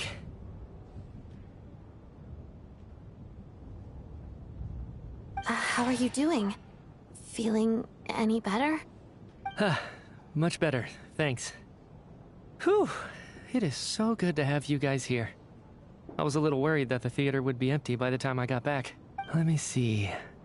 Tonya and Vodyanitsa are missing, which means Vodyanitsa died last night. And then you discovered that Tonya was the other dead person. Am I right? Not Tonya. Petashka. First, tell us how you made it back here. Given the conditions outside, no one should be able to return alive. You're right. The thing that got me back safely was a song. I heard someone singing. After walking into the snowstorm, my mind grew hazy. I don't know how long I walked through the storm before my mind completely slipped away. Then, suddenly, I heard the sound of singing. The voice instantly brought me back to my senses, and I regained consciousness. So I followed the voice, searching for the source of the singing. I searched and searched, until finally, just a few moments ago, there was the entrance to the theater, right in front of me. I've actually never performed this song in the theater before, because it has more of a ceremonial purpose for our people. It's not meant for the stage. It means something like, "May those we have lost watch over us, and follow this song back home in the night, so that we might be reunited once more." That must have been Vodyanitsa's Requiem. Who knew it actually worked? That song is meant to guide the souls of the dead. Mitya, that must mean that you... Huh. No kidding. Huh, seemed like I guessed right then. This is what I've been so desperate to tell you about. When I first stepped out of the theater, I was still quite lucid. My memory of it is still pretty intact. I remember the outside world being completely different than what I'd expected. It was like this was a world where only the snowstorm existed. There wasn't a trace of any humans or buildings ever having been there. I don't know how else to describe it, except to say that it just didn't seem like the real world. And as for the Requiem, if I was guided here by Vodyanitsa's song, it can only mean that I must already be dead. And this is my soul, not my body. But I didn't experience a clear moment of death while I was out there. Nor do I feel any different now than before I walked into the snowstorm. You don't seem any different to me either. In fact, this is something I've been wondering about for a while now. If souls aren't physical, shouldn't they lack tangible form? Both Shram and Patashka were clearly deceased, and yet their souls didn't look or feel like ghosts at all. They were visible, tangible, no different than you or me. This raises a truly terrible thought. Is that really what Mitya is suggesting?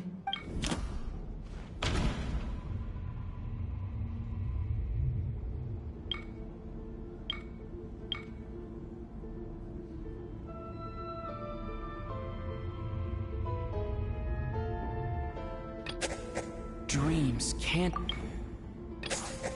Mitya's soul was summoned back by the Requiem, confirming that he is indeed already dead. And yet, he looks no different from us. Of course. If even the long deceased like Mr. Shram can blend in with us undetected, then maybe we've all been dead from the very start. And all of us are now souls wandering the theater.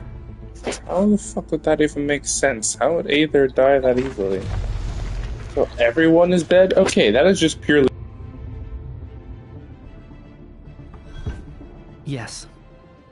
I think that this is probably the afterlife. What did you say?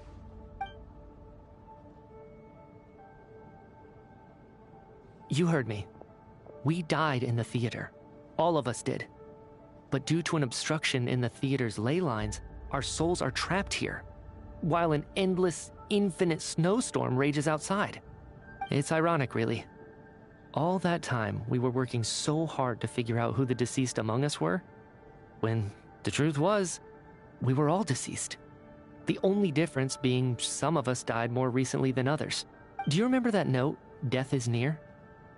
Seems like we misunderstood what it meant after all. Death was nearer than we wanted to think all along. The note simply meant that all of us were already dead. So all our attempts to survive, our search for the deceased, it was all for nothing? Hard to say. At the very least, we helped 2 lost souls find clarity and go to where they belong. The presence of those 2 is probably what caused our souls to be drawn in by the ley lines. In which case, the deaths we've awoken to over the past few days were just souls returning to the ley lines for good. If what you're saying is true, doesn't that make us the lost souls now? Huh, no wonder. This afternoon, when I was moving Vodyanitsa's body, I noticed that the other bodies in the room hadn't decayed one bit after all these days. That's further proof that those aren't physical bodies at all, but merely our shells here in the afterlife. Am I really dead? This doesn't feel real to me at all. No, that's impossible. This cannot be how it all ends.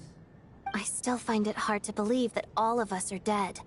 How exactly did we die in the real world? None of us have any memories of dying, right?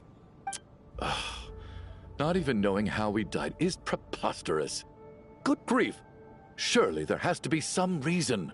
Exactly. It's hard to rest in peace when you don't even know how you died. It gave me lots to think about as I strode out into the snowstorm. I racked my brains trying to remember the cause of my death, the exact moment I died, the root of all of this, right up until my consciousness faded. Wait. Hold on. Right before I lost consciousness, I think I saw something. I can't remember. And I think I lost my notebook and pen. Mitya, your hand. Is that blood on your fingers? Huh? What You're the right. actual fuck? There's blood on the fingertips of my right hand. Blood. Looks like it's already dried. No. When did that happen? What the? What the fuck? Why is there an eye with blood drawn on there? That looks like it's Renova symbol. I guess this was what I saw. I must have desperately drawn it in my own blood right before losing consciousness. What's wrong? Do you recognize the symbol? Yeah, it's from the ruler of death, Renova. Renova. The ruler of death. I knew it. Alosha, do you still remember that SNEZHNAYAAA folktale you told me about? It was about the Grim Reaper. When someone's about to die, he appears as an incarnation of someone familiar to guide their soul into the afterlife. And as soon as you recognize his face, your life is over. I heard a similar tale when I was little. You think the Grim Reaper in this story refers to the ruler of death you mentioned? That's right. In which case, death is near could also mean that the Grim Reaper is here disguised in a familiar form. Death, the deceased, and the Grim Reaper? So it's a triple entendre. When I first saw this note, I thought it contradicted the investigation report. But now it seems like that was the whole intention. So the Grim Reaper deliberately misled us. Then, we started suspecting each other and searched for the deceased while they hid in plain sight. By that logic, the one person most likely to be the Grim Reaper incarnate is... Us? The most likely person to be the Grim Reaper incarnate? I'd say the only one that makes sense to us, because we're the only one who's ever had relations. Alosha or a Traveler? I don't think it's with that. And he has a dog.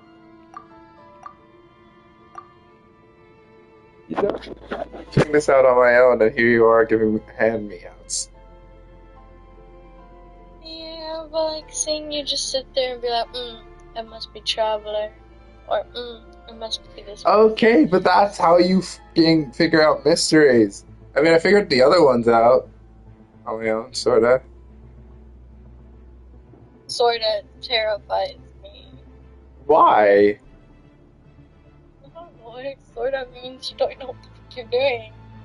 I know what I'm doing. I'm just tired and I'm trying to think. But Alosha, actually, Alosha makes the most sense now that I think about it. He's been the most quiet out of all of us. But then again, it's his style too, so like, whatever. Ugh. Okay, that's No not doubt funny. about it. It's Alosha. That is scary. Looking back at how everyone has acted over the past few days, Alosha is most likely the Grim Reaper lurking among us.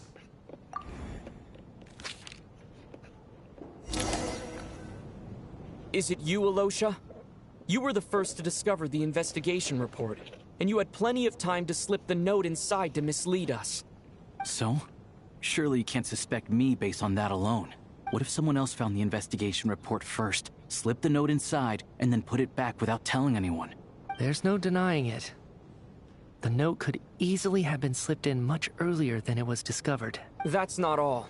I've also noticed that although on the surface, Valeri, Mitya, and sometimes I were the ones taking charge of the situation. Looking back now, even though you didn't say much, you were always subtly guiding everyone from the sidelines. What do you mean? You were the one who emphasized how dangerous it was outside and insisted we all stay here.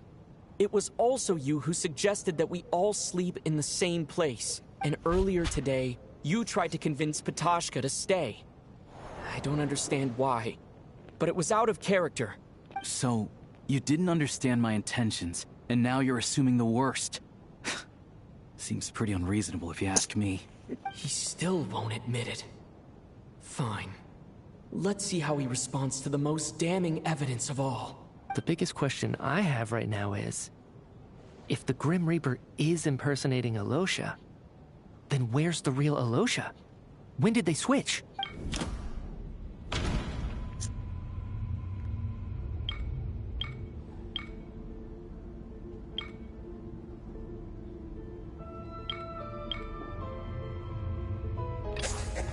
That's right.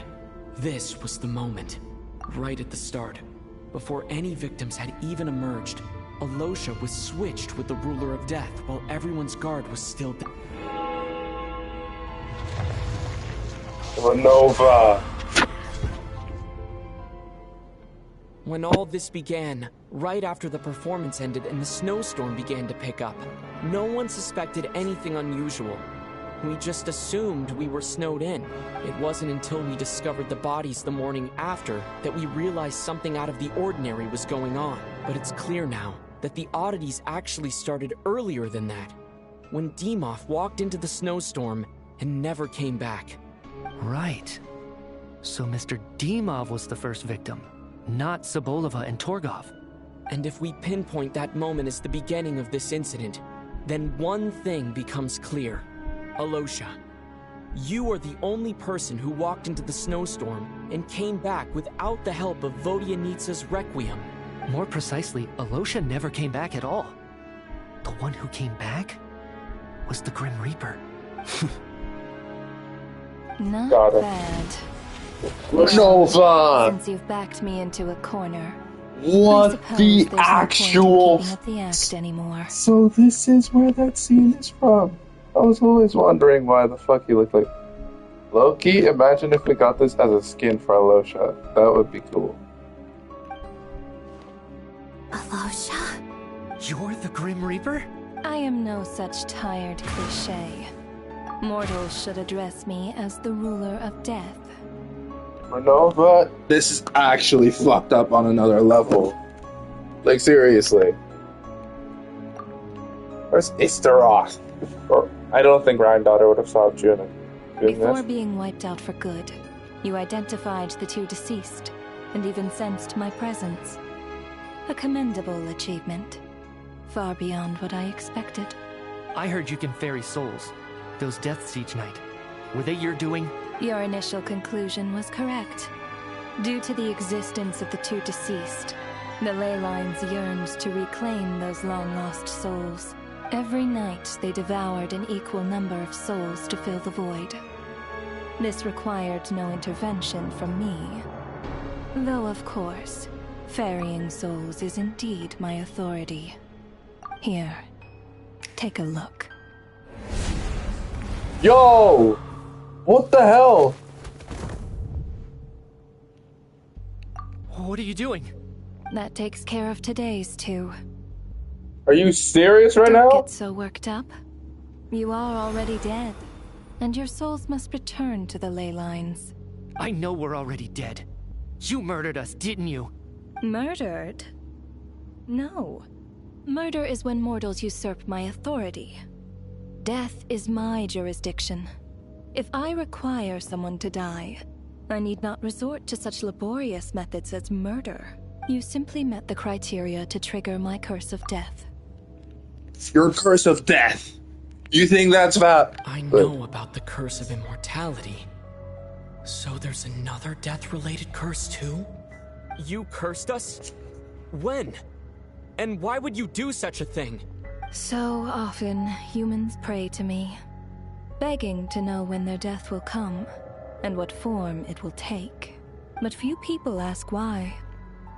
If you must have an answer, know that death comes simply because one's time has come. So you're not gonna tell us the truth? Hold your tongue. By all rights, you shouldn't even be allowed to speak with me. Those angels from the past are to blame for the reckless renovation of the ley lines here. It's made my work on this occasion infuriatingly complicated. Work? So trapping us here, making us watch our friends die, that's just another day at work for you? You clearly have a lot of questions. Fine. As a reward for your remarkable accomplishments over the past few days, I shall answer a few of your inquiries, provided they aren't too unreasonable. After the physical body dies, the soul must return to the ley lines for that person's death to be considered complete. My work encompasses the entire process of death, including, naturally, the guiding of souls into the ley lines, with which you are now so familiar. You must also be rather familiar with Natlan's Night Kingdom, I presume?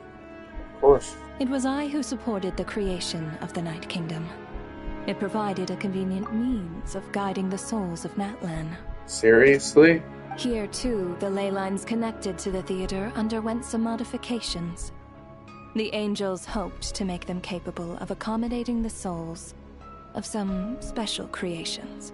The hell? But this actually hindered their ability to accept ordinary souls to some degree.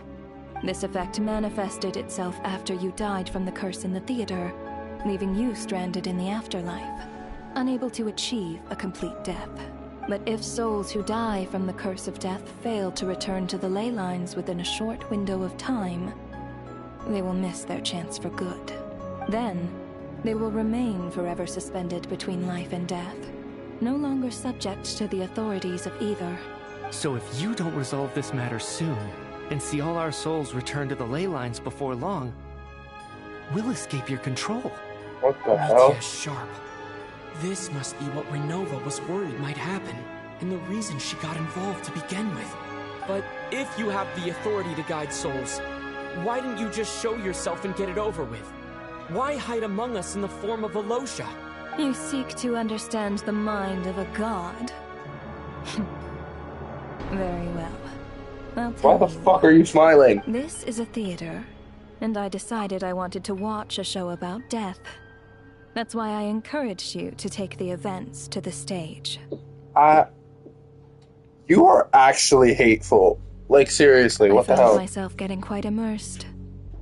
I suppose the entertainment you provided makes up for all the trouble you've caused me by being so defiant in the face of death. There. Are you happy with my answer? You are just cruel. Seriously. Can't say I am. Really? But it fits the stereotypes you humans have about gods. Just moments ago, you were complaining about how infuriatingly complicated your work here has been. Work is work, I get it. There are times when it's a huge pain, but you just have to get it done, right? That's a rather unique perspective for a human.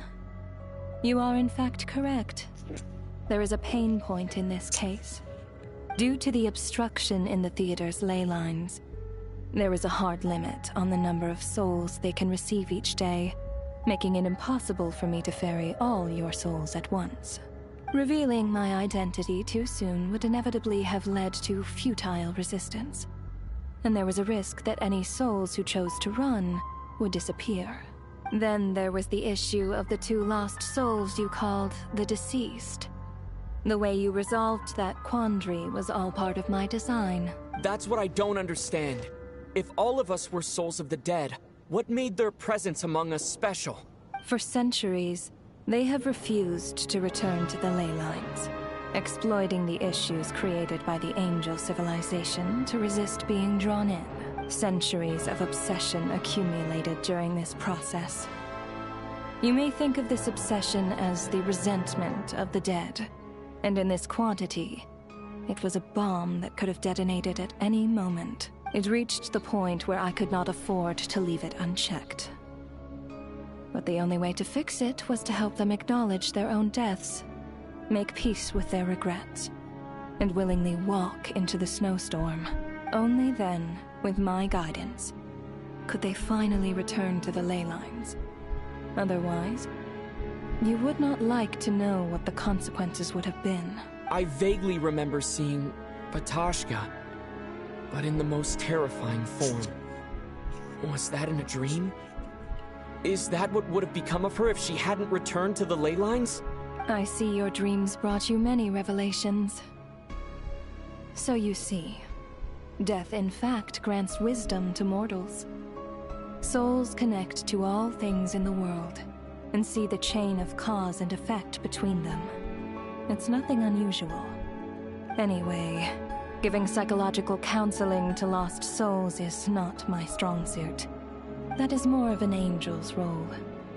It was something I could not resolve directly using my authority, so I decided it was easier to leave the bomb defusal to you. Meanwhile, of course, their presence caused the souls of other members of your party to return to the ley lines each night. From where I stand, that was killing 2 birds with 1 stone. As both issues slowly resolved one another without me having to lift a finger, all I had to do was stay close by and keep the situation under control. then use my authority to wrap things up at the end. And, of course, while I was at it, I thoroughly enjoyed watching this drama, dealing with death from a mortal perspective, play out on the stage. Sounds like you had it all figured out, Grim Reaper. I just did the math. You said there's a hard limit to the number of souls the ley lines here can receive each day. It's 2, isn't it? That much is obvious, even to a fool. It's time to review this whole affair. If the ley lines can only take in 2 people per day, I need to go over the deaths from these past few days again. Okay. Totally not terrifying. Looking back now, none of us had the faintest idea at the time. From the moment that staff member named Demoff walked into the snowstorm, the incident had already begun.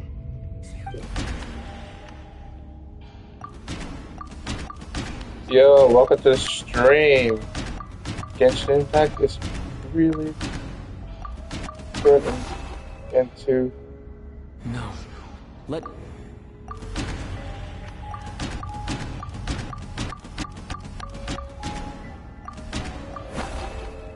I'm so confused. Day 1.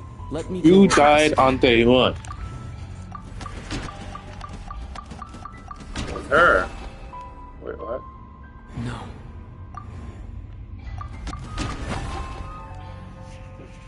No. I'm so confused. Wait, who died first? Who am I supposed to select? Let me go over this again.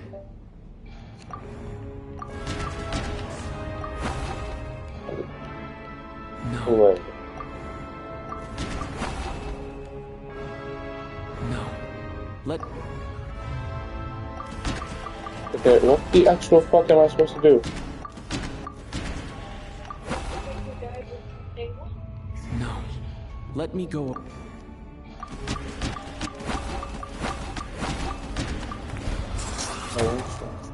Alosha was the second to walk into the snowstorm after Demoff to investigate.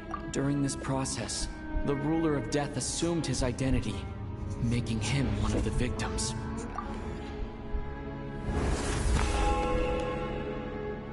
During our first night in the theater, everyone was caught up in the novelty of it all. No one could have expected there would be victims the very next morning. Despite all the confusion, and with the help of hindsight, we finally began to realize that something was amiss with the snowstorm. No.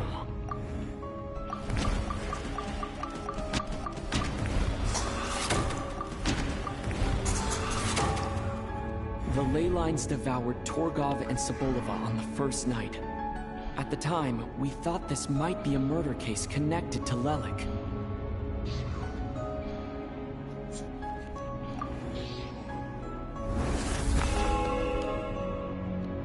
Odette and I spoke a lot that night. 3 people were on watch, but in the morning, we discovered that someone had fallen victim all the same.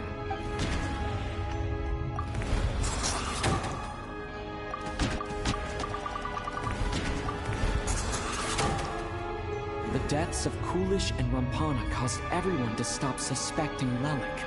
Unexplainable phenomena occurred one after another, leading Nitya to suspect that we were caught up in a supernatural event.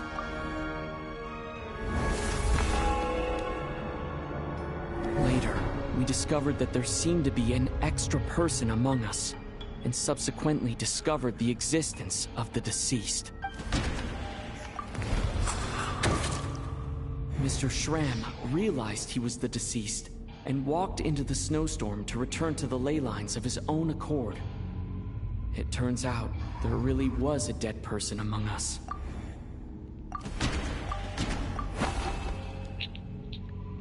No.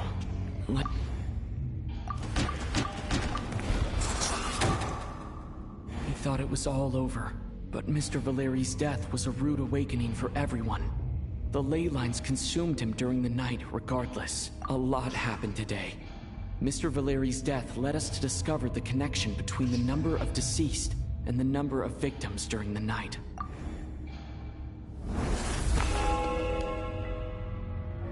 fact that there was more than one deceased seemed to bring us back to square one.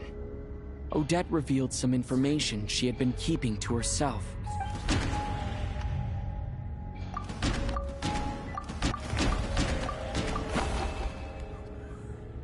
Although Mitya did indeed walk into the void in the ley lines hasn't been filled, so let's rule out Mitya for now.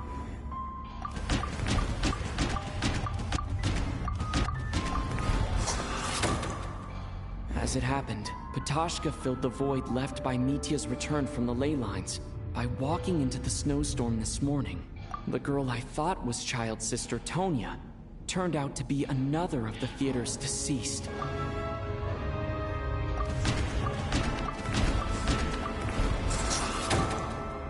Vodyanitsa was swallowed by the ley lines in her sleep, but the requiem she sang before falling asleep was quite a game changer. Come to think of it, Ptashka was about to walk into the snowstorm at that time, and Renova, unaware that Mitya would return, was concerned that her soul would overflow from the ley lines. That's why she used Alosha's voice to try and persuade her to stay behind. Looking back, I suppose that was an early slip-up on her part.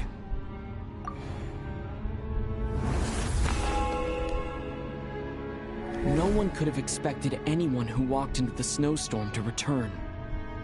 But just after nightfall, Mitya returned, bringing crucial information with him. Various truths began to surface, including that all of us were already dead, and that the ruler of death was here among us. Then, after revealing her true form, Renova callously claimed 2 souls.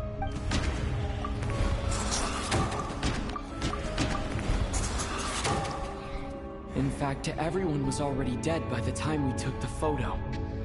And in the days since, we've experienced many more partings in the afterlife. Now, only Mitya and I remain.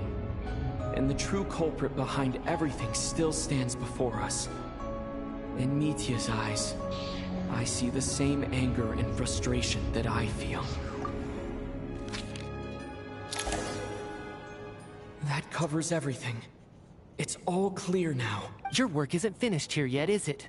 The Traveler and I are still standing here, safe and sound. The Water Imp's song threw things off a little, but it is of no consequence. The ley lines have already anchored your soul, and the first ray of light tomorrow morning will take you back. I, meanwhile, need to review my attitude towards the Water Imp race. So the reunion in the night that Vodyanitsa mentioned, I suppose that was never meant to be a permanent reunion. That just leaves you, Traveler. My power only allows me to temporarily separate your soul from your body. The ley lines of Tevat would not accept you, and your soul is firmly anchored to your body by your will. For a descender like you, who is not bound by Tevat's rules, your death can only be brought through the most violent of means, such as directly destroying either your body or soul.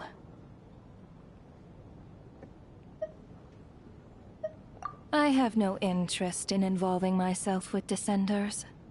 For now. Although, this may change if Asmodee remains missing, or you insist on interfering with our affairs. One last question then. All our struggles and sacrifices here, they were meaningless from the very beginning, weren't they? Death abides no reason. Besides, what you call sacrifice is merely a concept created by humanity. To me, it is nothing more than a self-indulgent charade in the face of death. Mere mortals fantasizing that their actions could reclaim something from my grasp. A truly laughable idea. I'm actually starting to hate Renova right now. Grim Reaper, you really know how to get on my nerves. I'm not here to ingratiate myself with you. I kill merely because your deaths are necessary. Oh, you've made that quite clear. But humans don't take well to being scorned. Not even by the gods.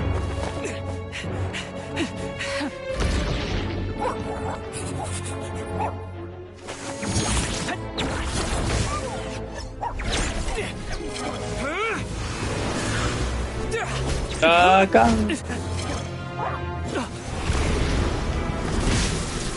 What is going on? Yo, Pete, cutscene.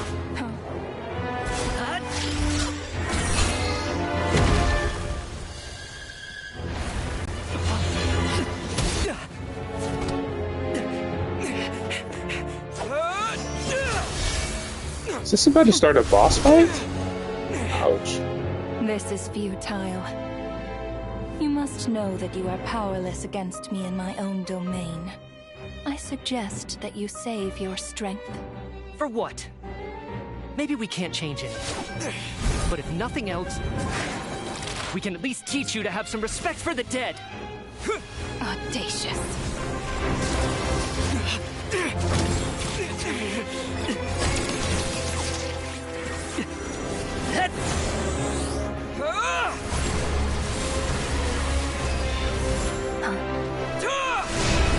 Oh, hell yes. Alosha! Wait, what just happened? Oh no. Micha!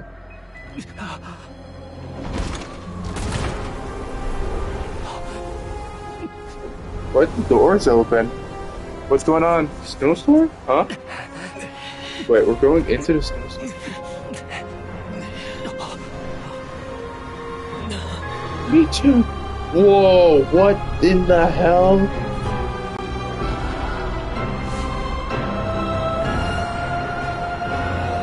Domain expansion.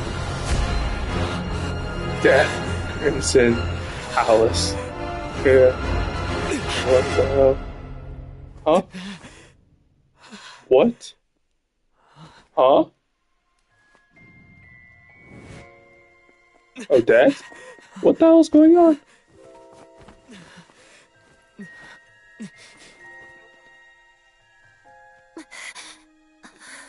Huh? She's alive?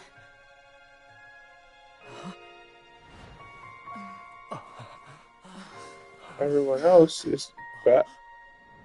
What in the fuck just happened?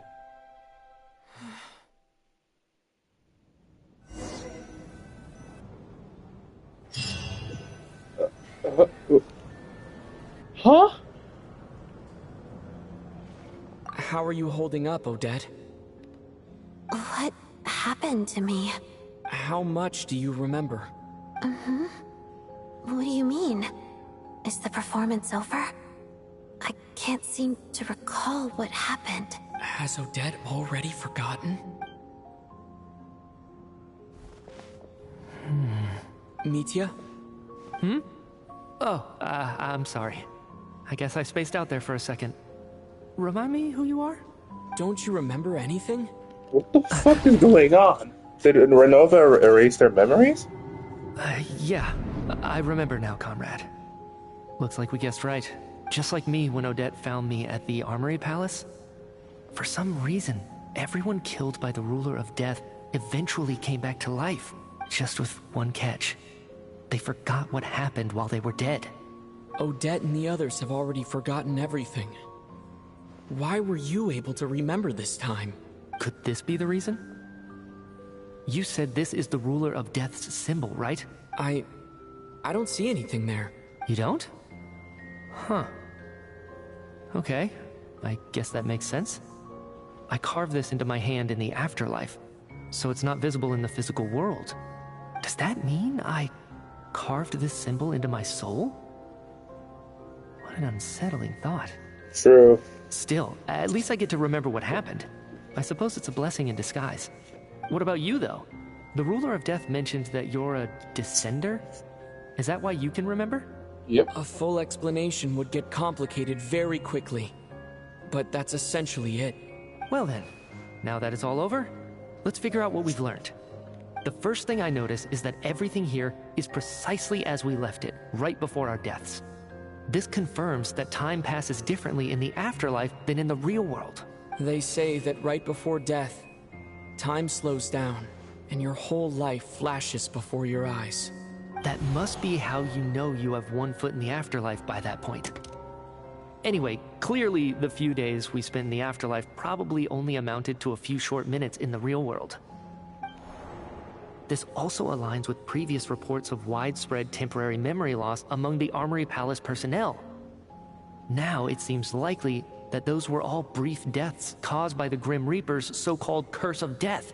To those unaware of the truth, dying and coming back to life must feel similar to a short bout of catatonia. This leaves me with a couple big questions. What are the conditions that trigger this so-called curse of death? And why are we resurrected after we die? If nothing else, I think it shows that killing us wasn't her ultimate goal.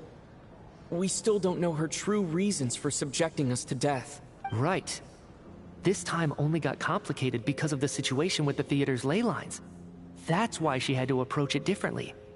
If the previous incidents of amnesia among the researchers are anything to go by, killing us is usually a pretty routine matter. Come to think of it, wasn't I about to note something down before I died? I can't remember what it was, but I think it was something related to my research project. Sorry, Traveler. I'll catch up with you again later. Right now, I have to make a trip back to the Armory Palace. Peace out, Micha. Sir, if I may, no one of your description has ever shown up in my investigations into Mr. Mitia's friends. Yet, you two seem very familiar with each other. Could you perhaps tell me where he was in such a rush to get to? And, by the way, have we ever crossed paths? Forgive the presumptuousness, but I feel a vague and indescribable sense of familiarity about you. I can explain everything. Could you help me gather everyone in the theater in one place?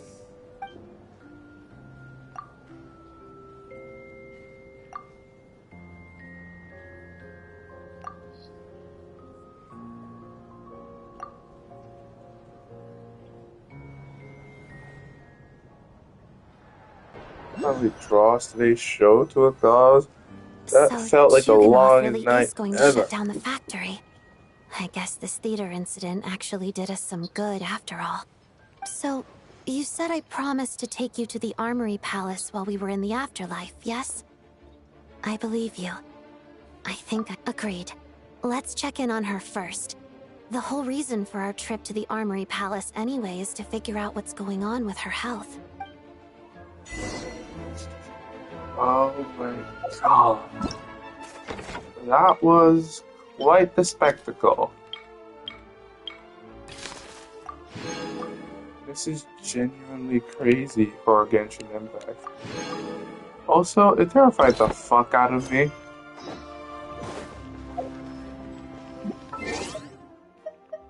Say, Kathy, did you enjoy the whole show when you did it on your own? Yeah, I did. It was pretty cool, actually. Yeah, Genshin went for something totally new, and I feel like it works. For reasons that I can't even explain. Holy shit, my body still feels shaken up. That was a terrifying experience. Just think that my man Alosha died first. Holy shit. Close to the ending. But you're talking about close to the ending? Okay, I think I know what happens next then. At least I hope I do. Alright, time to go see Paimon. You're gonna see her birthday. I'm finally back.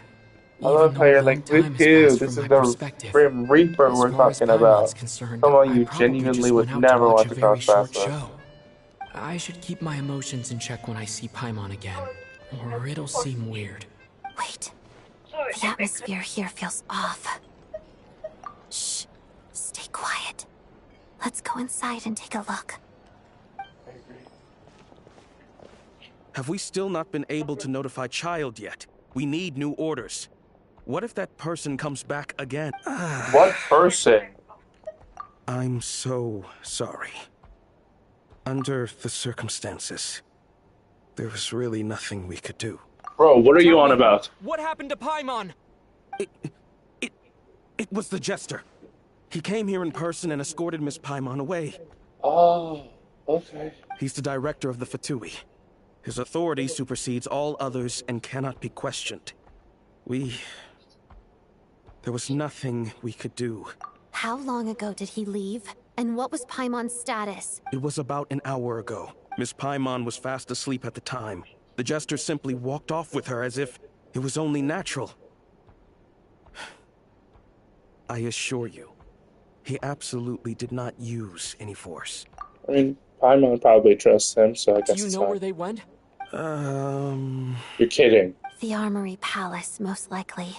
Lord Piero, the Jester, has been overseeing the experiments there lately, keeping a close eye on their progress. Everyone in the Fatui has heard about it by now. I'm surprised he came in person. Whatever his reason for taking Paimon, he'll most likely return to the Armory Palace first, which is exactly where we were headed anyway. Then lead the way, Odette. Okay, let's go. Holy shit. This is about to get wild. It's just up ahead. Quick, let's get inside. No, I'll go alone. You know I'm planning to force my way in. You're with the Fatui, so you should stay outside. I was hardly planning on taking you through the official channels anyway. I'm here to force my way in, just like you. I may be a Fatus, but I'm also Lelek, enemy of Project Stuja. Paimon's safety is paramount right now. With me around, you'll have an extra pair of hands. There might be devices inside that are easier for an insider to deal with. If you say so. Let's go. There's no time to hesitate.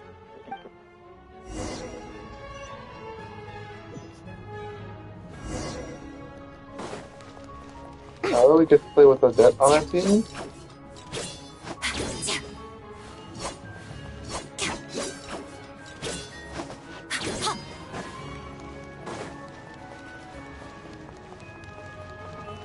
Hey, who are you? This part of the Armory Palace is under restricted access. What do you think you're doing? No questions, please. We're short on time.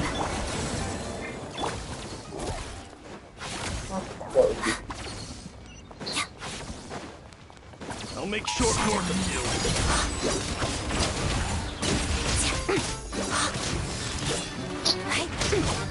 Dissipate! Gun it!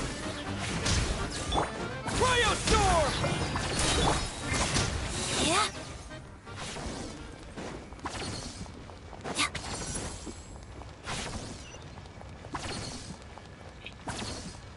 Fear the coming storm. One down! Guard! Back!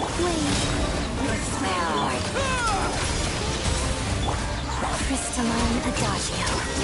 Pirouette. I think get to play with those decks in this level is so cool. Level, I mean this quest. What the fuck am I saying level for? Wait, oh, wrong way. I mean, come on, I need Odette. If I don't get her, I'm actually gonna go insane.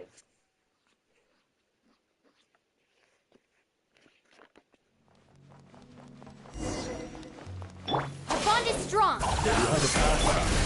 Where are you coming from? So, you're intruders, huh? Don't blame me for what happens next! Blame me for what happens next? You're gonna die next.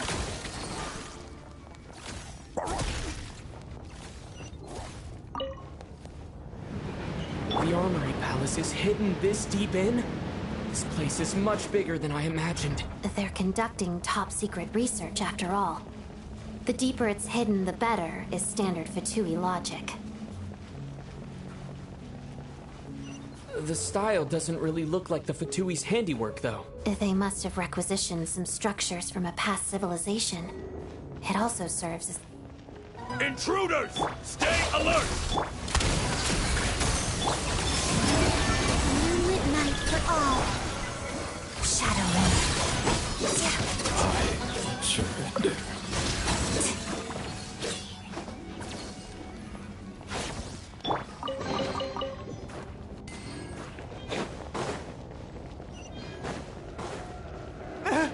intruders? Don't come. Just what are you guys trying to do here? I shall work your skull! Blade. Pretend! It's over! And King! Listen, Let's begin. Why does this just feel like a shadow realm calendar? No one interferes with a jester's work.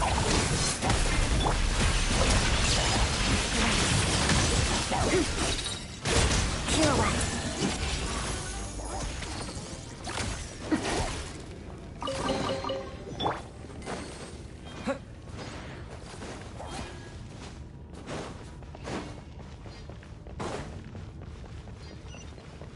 Jeez, how far do we have to go? How big is the inventory palette?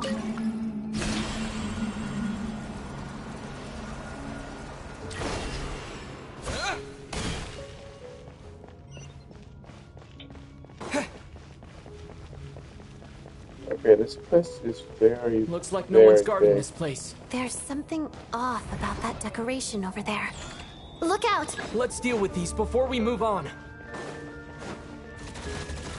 How the fuck do I even hit these? Ready or not.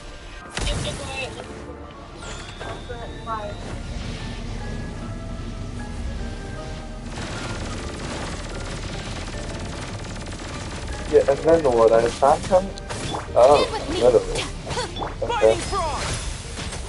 I know this is gonna be easy, but now. Oh, okay. Oh, the ultimate was a bit unnecessary then.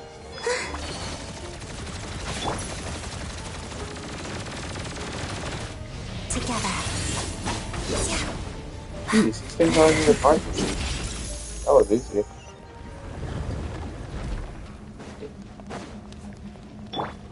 Oh, Longsdale.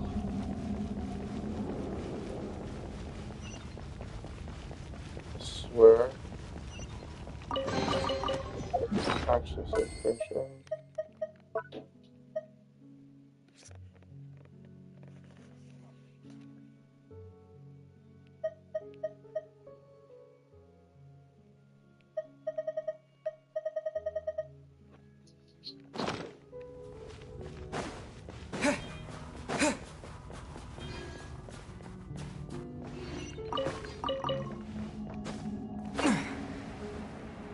The researchers here probably don't know that we're uninvited guests. Let's try not to hurt them. Hmm? What's the big star from the theater doing here? That's Miss Odette. She's a member of the Fatui. Don't tell me you didn't know that.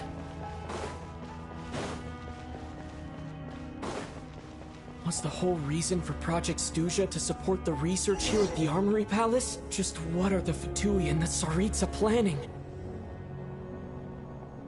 It's supposed to be what are the Tsaritsa and the Fatui planning? Whatever.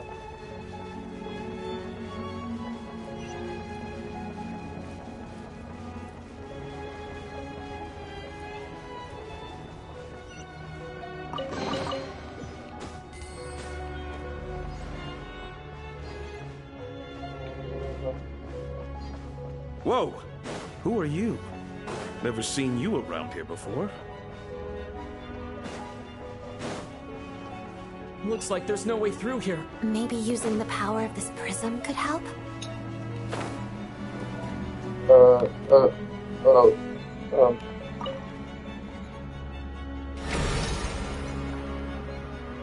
I think I see some images. It's the prism's power at play, causing images of the past to reappear, albeit only as illusions. Let's make... Paimon. And the Jester. Is this another scene from the past? Yes. It looks quite old, though. I don't think it happened in the recent past. What's going on here? What happened? The source seems to be the Armory Palace. They must have started some large-scale experiment. Wait, what if this has something to do with Paimon? We need to hurry! What the hell? Hurry, go dash. Well, I don't care.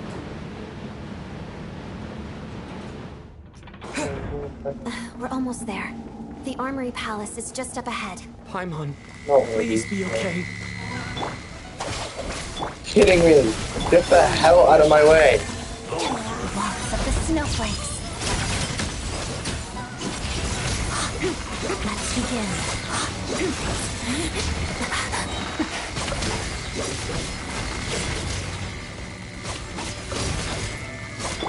Out of my way! Our bond is strong! Here, boy!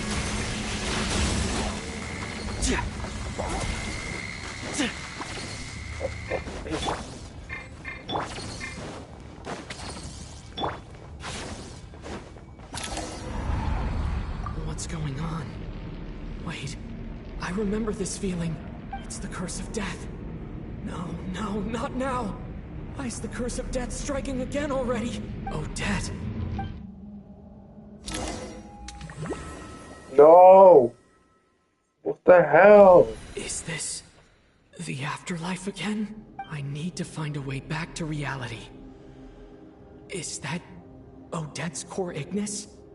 Could that be what just woke me up?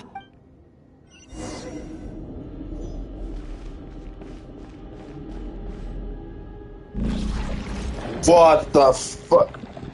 Okay. Totally not terrifying at all. Oh, frick you, run on.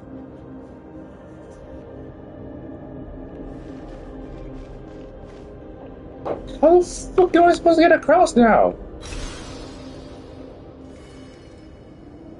Oh my days, I have a headache now too.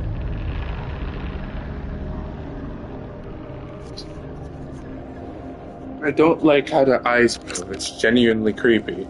Is that the black mist?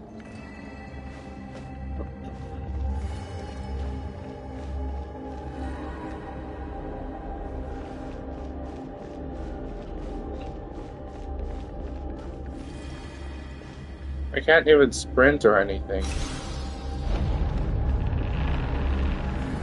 What am I supposed to do? Oh.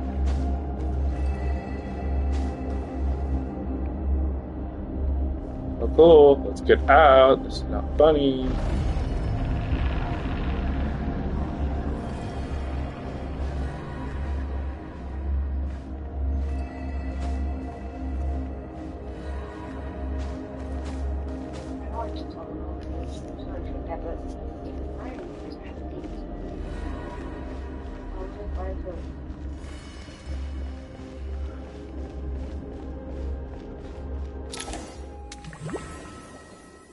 Oh, are we out of there? Odette? No signs of life. But past experience says that she should be resurrected before too long. Right? Did Odette intentionally use her core Ignis to guide my soul? I feel like something similar happened in a dream I had before. Thank you, Odette. If not for you, my soul wouldn't have found its way back to my body so quickly. And I might not have woken up so soon.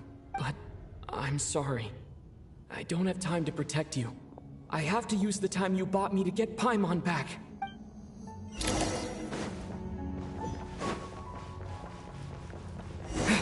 Sure enough, everyone here has been affected by Paimon! Paimon! No, wait. Paimon probably didn't escape Renova's curse either. She won't be able to respond to me right now. I'll have to find her myself. How are we gonna find Paimon?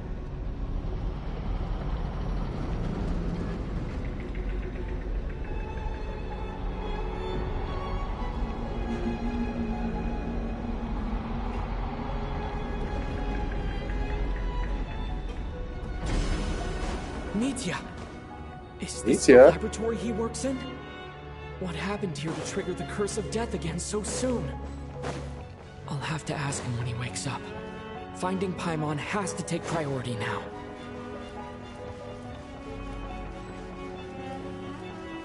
Look for Paimon, yes. Super said that. Paimon! Found her! Paimon really is here!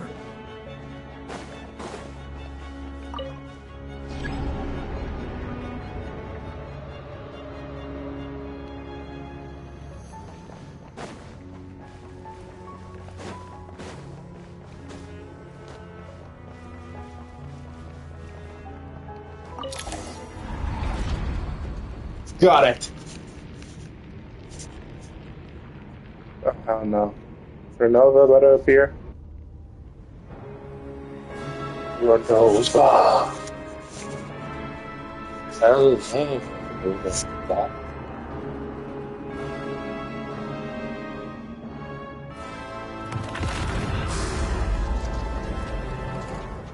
Whoa! I'm impressed with how good her in-game model looks. Do you? You've already been involved in one mass death, and now you show up at the scene of another. This might have passed for a coincidence the first time, but a second time? Am I to assume you are intentionally interfering in Snezhnaya's affairs? That's what we've been doing of the whole world right now. Judging by your expression, it seems that you understand little of what is going on here. In that case, a word to the wise. Do not interfere in Snezhnaya's affairs. A civilization that fails to learn its lesson constantly depletes its own worth. It will one day lose any reason for its existence. And as a descender, you are perfectly suited to be the lifeline to which a dying civilization might desperately cling. Consider your position carefully. No advice needed. I'll make my own judgments. Suit yourself. When the day of reckoning arrives, not even a descender can hope to escape unscathed. The time for resurrection fast approaches. The mortals here are not yet worthy to behold my form. So that will be all for today.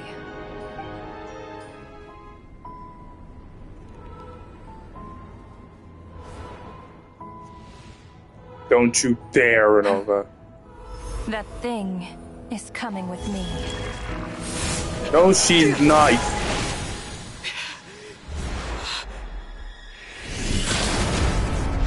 Come on!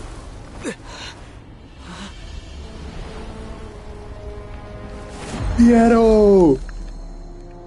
Frick, I was too late for a screenshot. You awoke sooner than I thought. The curse of immortality is stubborn, unable to enter the ley lines, yet not content to remain a spirit. Ruler of death, what do you want? You perplex me. Both you and you. That thing may be a creation of Celestia, but it possesses none of Celestia's power, let alone authority. Your obsession with it baffles me. No matter, the resurrection will soon begin. It's worthless anyway. I'll reclaim it next time.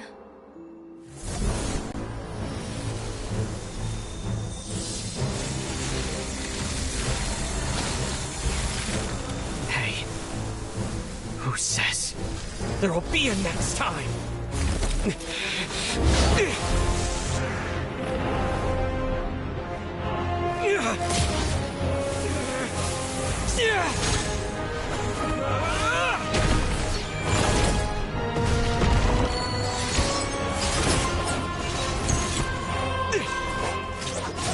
In the name of Celestia?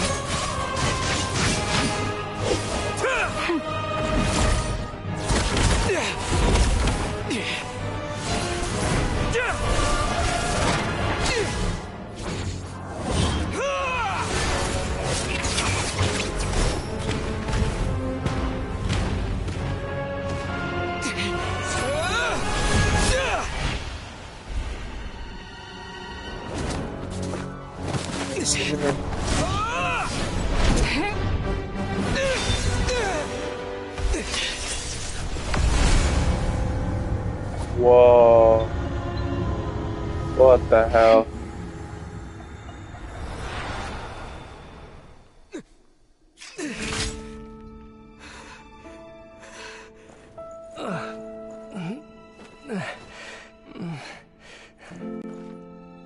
Huh?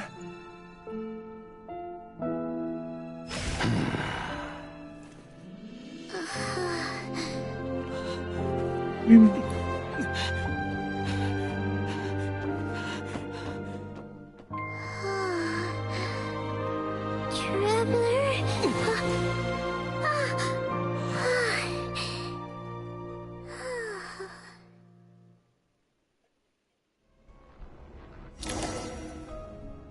I missed you, Paimon.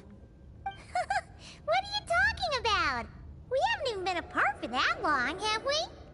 It was different this time. You seem to be in pretty good shape. Yeah, Paimon's back in tip-top condition. It's the weirdest thing. Paimon fell asleep earlier, and when she woke up, she found herself here. The jester and that guy talking to him used some kind of energy on Paimon. And she could kind of feel it canceling out that other thing that was making her feel unwell. So, Mitya helped too? Apologies for leaving in such a hurry at the theater earlier. I was in a rush to verify some theories. Rest assured that your companion is perfectly safe. We reversed the effects that the experimental energy had on her. The jester specifically instructed me to do so. I suppose this is our first official meeting, Traveler. I could not let Paimon suffer in her condition for a moment longer, and so I simply took her without explanation. I hope you do not mind. But why would a big shot like you care about what happens to Paimon? As I said when you first arrived in Snezhnaya, we once spent some time together in the distant past. Oh yeah, you did mention that. And Paimon did think you seemed strangely familiar the first time we met. I'm afraid the reminiscing will have to wait. Mitya, let us continue with the report. What conclusions, if any, did you reach from conducting the final experiment of our energy research ahead of schedule? The good news is, my hypothesis regarding the Ruler of Death has been verified. As for the bad news, I recommend we suspend the experiments and Project Mistleton until further notice. Currently, we have no means with which to make a breakthrough. I say this purely as a scientist, guided by reason alone. I will trust your judgment. We shall put the project on hold until the Ruler of Death has been eliminated. How exactly do you plan to eliminate the Ruler of Death? Like, how?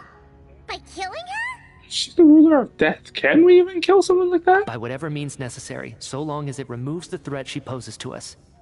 Until then, everything we do will be in vain. After what just happened, I've ascertained Renova's goal.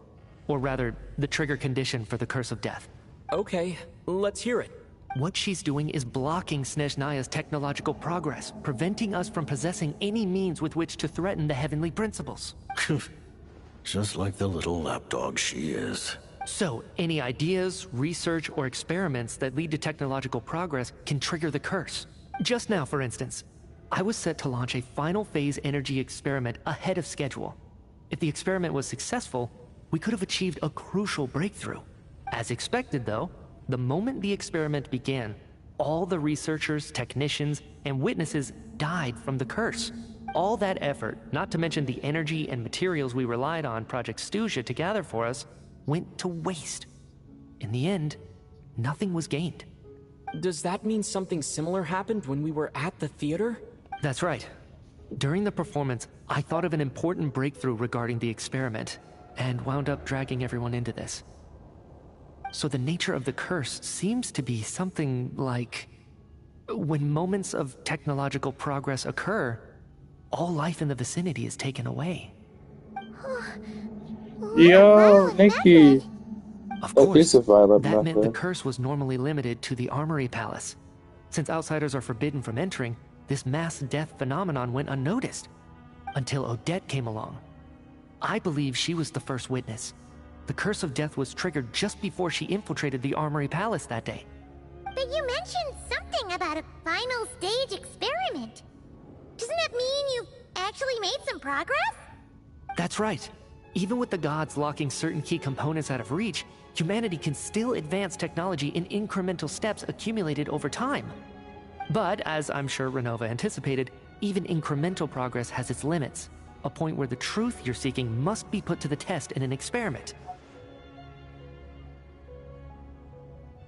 You mean, the experiment you were just about to do? Yes, we were at a critical juncture, a moment where the quantitative was about to translate into fundamental qualitative change.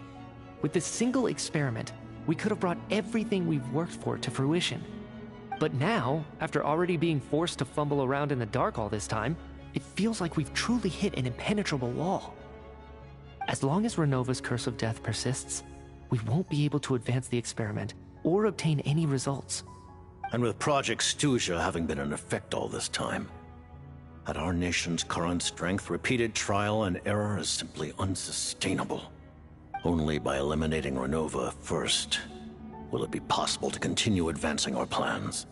But she's the ruler of death! She can just kill whoever she wants, right? That's gotta be the scariest power ever! Is it even possible to beat her? We'll see. But one thing's for sure. She definitely can't just do whatever she wants. The best proof of that is me, standing here, very much alive. You're saying... Living proof. It's me, standing here, very much alive. Law. Wouldn't it be easier to just kill all of us researchers for good? Why resurrect us over and over again? Why let us advance our technology to this point? So, you're saying even the ruler of death has limitations we don't know about? Exactly. And I think that's where the key to our breakthrough lies. Regardless, the ruler of death has always been an obstacle we must overcome. Indeed, we must face life, death, time, and space. After all... How are we gonna overcome the 4 states of the heavenly principles, exactly? Our goal is the heavenly principles. The Fatui want to challenge the heavenly principles? That's what it's been about from the start. For a long time, I've had a vague suspicion the Fatui and the Tsaritsa were targeting the heavenly principles. But hearing the Jester admit it is still a shock. No wonder the Tsaritsa's goal has always been kept a secret from the people. What kind of road will that lead SNEZHNAYAAA down? In that case... Lord Jester, I would like to request some leave. I'd like some time to organize my thoughts and go over the data. Granted. Get some rest, put the experiment out of your mind, and take care that the curse of death doesn't affect any civilians.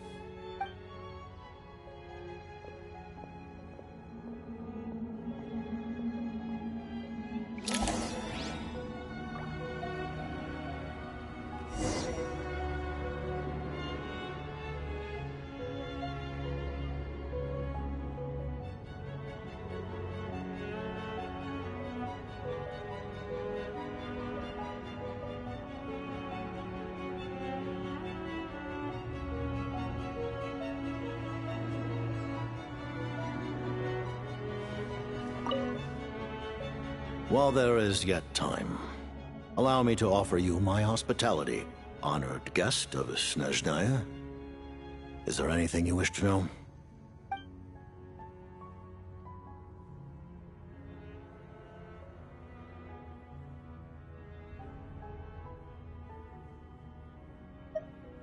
Her Majesty the Tsaritsa has embarked upon an expedition to vanquish a monster. Were it not for this, I imagine she would have been delighted to grant you an audience. Seems like the powers that be in SNEZHNAYAAA don't intend to hold my past conflicts with the Fatui against me. The Harbingers have been granted significant autonomy in retrieving the Gnosis. But by the same token, they do not completely represent SNEZHNAYAAA's official stance. You read my mind. Speaking of the Gnosis, Paimon's been dying to ask this question since forever. What exactly does the Tsaritsa want to collect them? Is it something to do with the fight against the heavenly principles? The Gnosis will undoubtedly serve as a key bargaining chip when she confronts the heavenly principles. Beyond that, you had best ask the Tsaritsa herself. I am not sure if this information is mine to disclose. What do you mean, not sure? Don't you make the rules? You're the highest-ranking Harbinger! Ugh, never mind. Taking on the heavenly principles is something most people wouldn't even entertain in their wildest fantasies. Why is the Tsaritsa so fixated on this? In Teyvat today, civilization is nothing but an illusion. Something whose very existence can be negated at any moment. our civilization may very well be destroyed in the struggle, but as things stand, the heavenly principles could choose to negate our existence on a passing whim. And we must not sit back and accept that fate.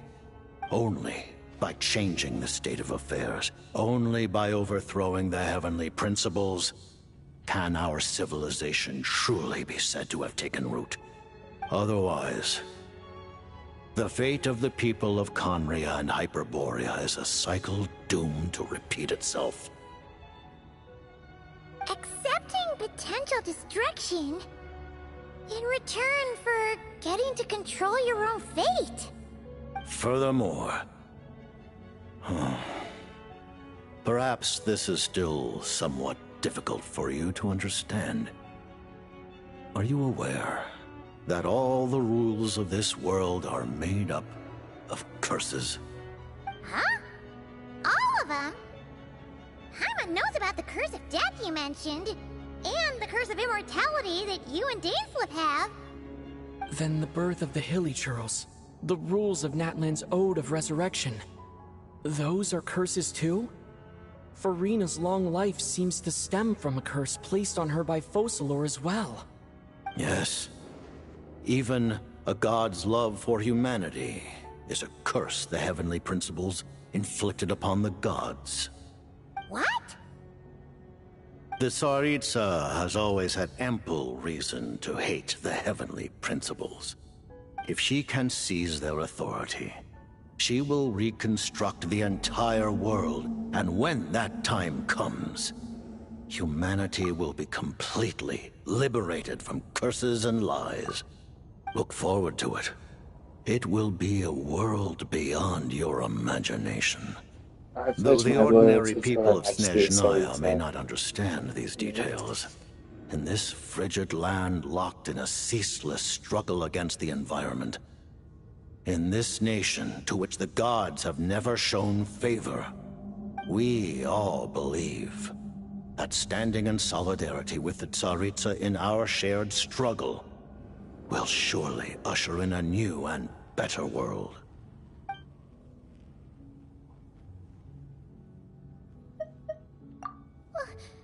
Paimon really doesn't remember. He's basically a stranger. You've got to believe Paimon. Allow me to explain. The reason Paimon reacted to the anti-Celestia energy developed by the Armory Palace is because she comes from Celestia herself. More specifically, she is one of its creations. Paimon? A creation of Celestia? Oh, right. I was blinded by anger earlier, but thinking back on it, Renova also said that Paimon is a creation of Celestia. But she lacks Celestia's power or authority. As you know, the lunar fragments in Nodcry were pulled down from the sky using Fatui technology. But the first application of this technology was in Conria over 500 years ago. I used this technology upon the heavens, and the response I received was none other than Paimon, descending from Celestia. I presented her to the Vinster King, but he took no interest in this gift, nor did it satisfy him. Paimon then took up temporary residence in my palace until, of course, the arrival of the Cataclysm. Wait, Paimon's a little confused. You're talking about things that happened in Conria 500 years ago. You're saying Paimon was there for that? But Paimon doesn't remember any of that. Falling from the sky? Being given away as a gift? None of it! Having lived through the Cataclysm, perhaps you too were burdened with some manner of curse. Although, losing your memories would indeed be the smallest price I've ever seen paid. But it's not just her memory from Conria. Paimon doesn't even know how she spent the last 500 years. She only has memories from the past few years. No matter how hard she tries to remember. What was Paimon like back in Conria? Did she know a whole lot because she came from Celestia? Was she super smart? Unfortunately, when you arrived in Conria, your consciousness was like that of a newborn infant. None could say what kind of being you once were in Celestia. During the time you lived in Conria, your personality was no different from how it is now. Aw, man! Paimon's plan to get her memories back and become super smart is ruined before it could even start. You know, even though Paimon lost her memories, she still feels weirdly close to you for some reason. That must mean you took pretty good care of Paimon back then, huh? On the contrary, I completely ignored your existence. I was entirely focused on my struggle against Troptatir the Wise. But now, as I see it, it is as if you are the only sane thing that survived that era of insanity. And thus, are worthy of protection. Noted. Man, Paimon's gotta stop projecting friendship on everyone she meets. But, Traveler? Even though you know Paimon's some creation of Celestia now, you still want her, right? Oh, phew! That's a relief. Paimon's just learning about this, too. She's barely even processed it.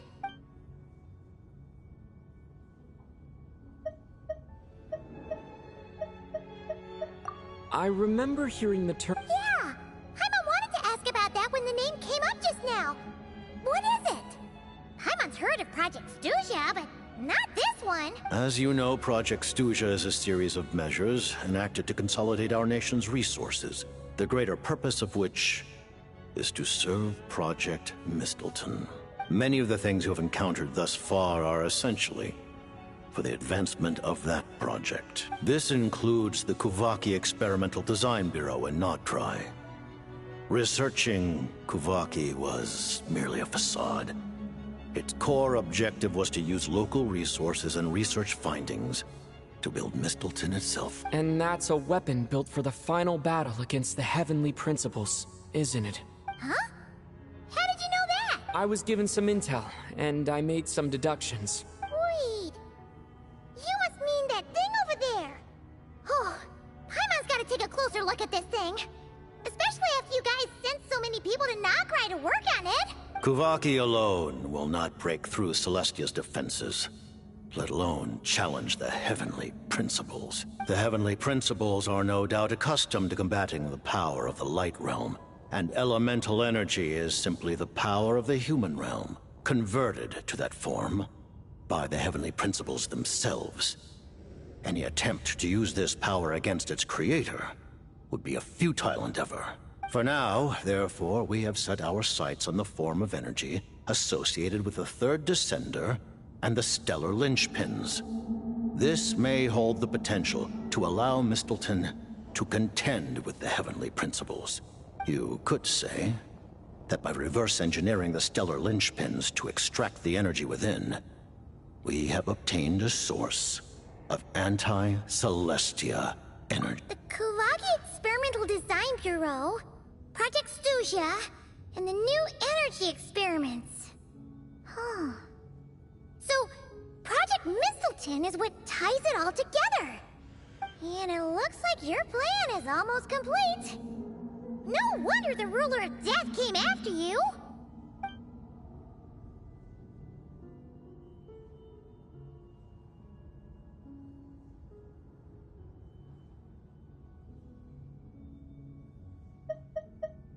Thank you for telling me so much.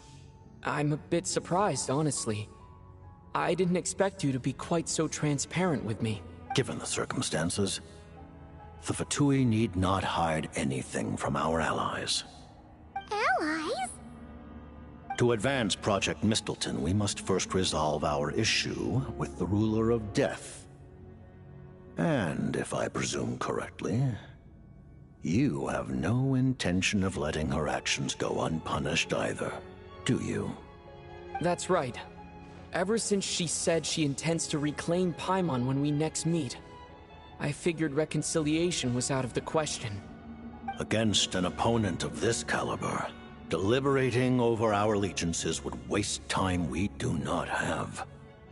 We must join forces unreservedly with whomever we can, if we are to stand anything like a fighting chance. You're going to challenge the ruler of death? Just for Paimon? But Paimon's only... Thank you. Oh, thank you. Oh, gee. Now Paimon doesn't even know what to say. Anyway, Paimon's super touched. The Tsaritsa will return in triumph in short order, and the Fatui shall hold internal discussions regarding the enemy.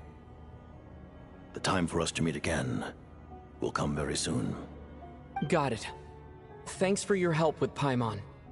I'll be sure to look after her for you. There was just one other thing. Well, it's just a request, really. Paimon really wants to see what this Mistleton thingy you're gonna use against the Heavenly Principles looks like. Of course, Paimon knows it's top secret and stuff, but she just had to ask. It's okay if the answer's no. Certainly you may. Oh, for real? Actually, maybe it's best not to. What if her Nova suddenly pops up again?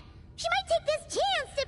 While the technology is not yet fully developed, it has nevertheless reached the stage where Celestia's creations are unable to damage it. In that regard, you may rest assured. Oh. Wow. No wonder Paimon felt so out of sorts recently, even though it was super far away. Alright then! Paimon's ready to take a sneaky peek at this top secret super weapon! Top secret super weapon. Oh shoot.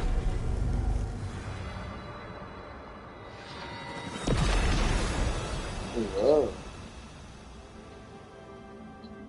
Is that it?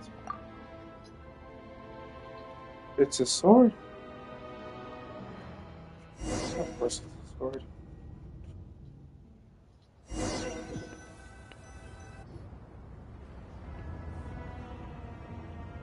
Huh? Oh, hey there, Odette! Paimon? You're okay. Thank goodness. You look well. Have you recovered? Long story short, yep, Paimon's all better. What are you doing here? Were you waiting for us? That's right. When I woke up, I wanted to go in after you, but the guards had woken up as well. It would have been tough to take them on alone, and there was no easy way to sneak past them. So I returned the way I came and waited for you here. It was thanks to you that my soul found its way back to my body so quickly. Thank you. Huh. That actually worked? Nice. I just figured I'd try my luck when that ominous feeling struck me. Really, you should be thanking this thing instead. Anyway, and now that things here are all taken care of, I have other things I should get back to.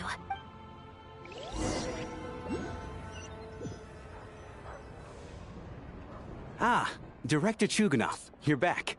We just received notice that Project Stuzha has been suspended, so we've convened an emergency meeting. This is the preliminary plan. In addition to expanding production capacity, we've also discussed feasible layoff plans to optimize revenue and expenditure structure. Our calculations indicate that the factory's profits will increase by at least 30%. Just give the word, Director. That won't be necessary. Leave the energy for those who need it. Whether they use it just to get by or to run a business, that's up to them. Start preparing to halt production and lay off the staff. Make sure the workers are able to land on their feet and that they are duly compensated. Thank you all for your hard work during this time. Am I hearing you right? Why? After all the tough times we made it through, now is exactly when we should start to turn a profit. I just suddenly don't want to do this anymore. Huh. Does there have to be a reason? Iskra, it's time to rest. Dear esteemed members of the Rokat, given the effects of Lelek's radical actions upon our organization's reputation and social stability, a decision has been made to permanently withdraw this codename from use. Considering that Lelek did what they did for the benefit of the people, the Rokat has nevertheless negotiated with the authorities, ultimately securing a waiver for all penalties due to them. Lelik will be suspended for a period of time. Depending on their future performance, they may be allowed to adopt a new codename and continue acting as part of the Rokat. The purpose of this notice is to remind everyone once again that motives and methods are equally important when one operates in the shadows. Even with Project Stooge's suspension and our interim operational victory, we must guard against complacency and rashness and work to consolidate the progress we have made so far. We act only for the greater glory and solidarity of our nation. May the aurora shine ever on, and the tundra always stand firm. We act only for the greater glory and solidarity of our nation. May the aurora shine ever on, and the tundra always stand firm. Looks like it's finally over. You mean for us? Just thinking out loud, I've never seen the Snezhna Gradvecha so lively before. I never once thought I'd come here. But I understand everything now, Rosalie. What are we here for?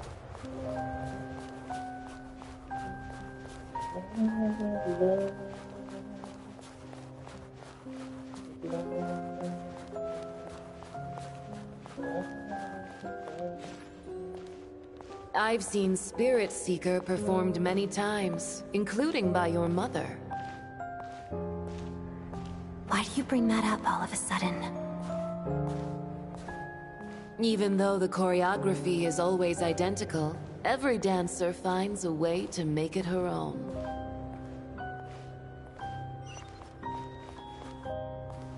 So you actually want to talk to me about ballet?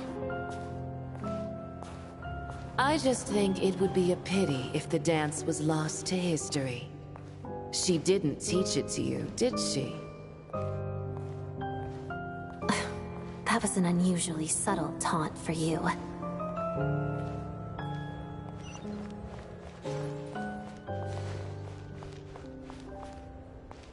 We embraced one another on the snow-swept plains, melting the ruthlessness of time. But when our bodies, in pieces, are cast to the winds, what of our love will remain behind?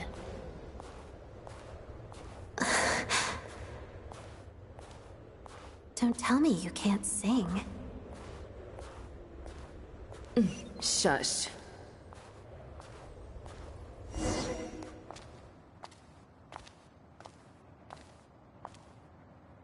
I understand her hatred. The Fatui robbed her of the life she should have had. I never opposed her dancing. Yet still I became an enemy of her ballet. I'll just keep my distance. Many despise me. I'm used to it. You're certainly not one to shy away from confrontation. But children, they need a different approach. I'm hardly the most maternal figure. Yet, she is a child. In my experience, while a father commands authority, he must still yield to love. You should tell her what you think about her dancing.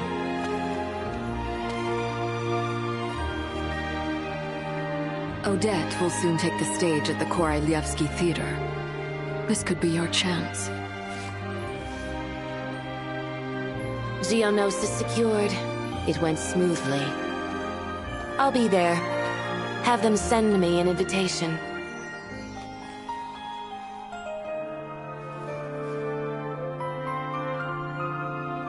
Sadly, things didn't work out.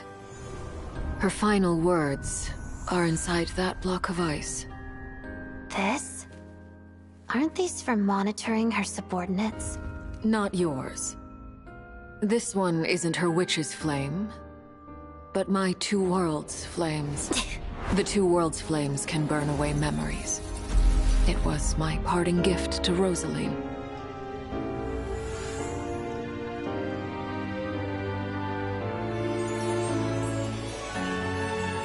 If all goes to plan, she and I will both live to see that Tsaritsa succeed. I believe she'll find peace. But if anything happens to me, she needn't follow in my footsteps. The cryo-energy will fade away in time. Then the Two Worlds flames will burn away all memories of the Fatui. She'll be free to dance. She deserves this. I will handle the aftermath. The choice is yours, child.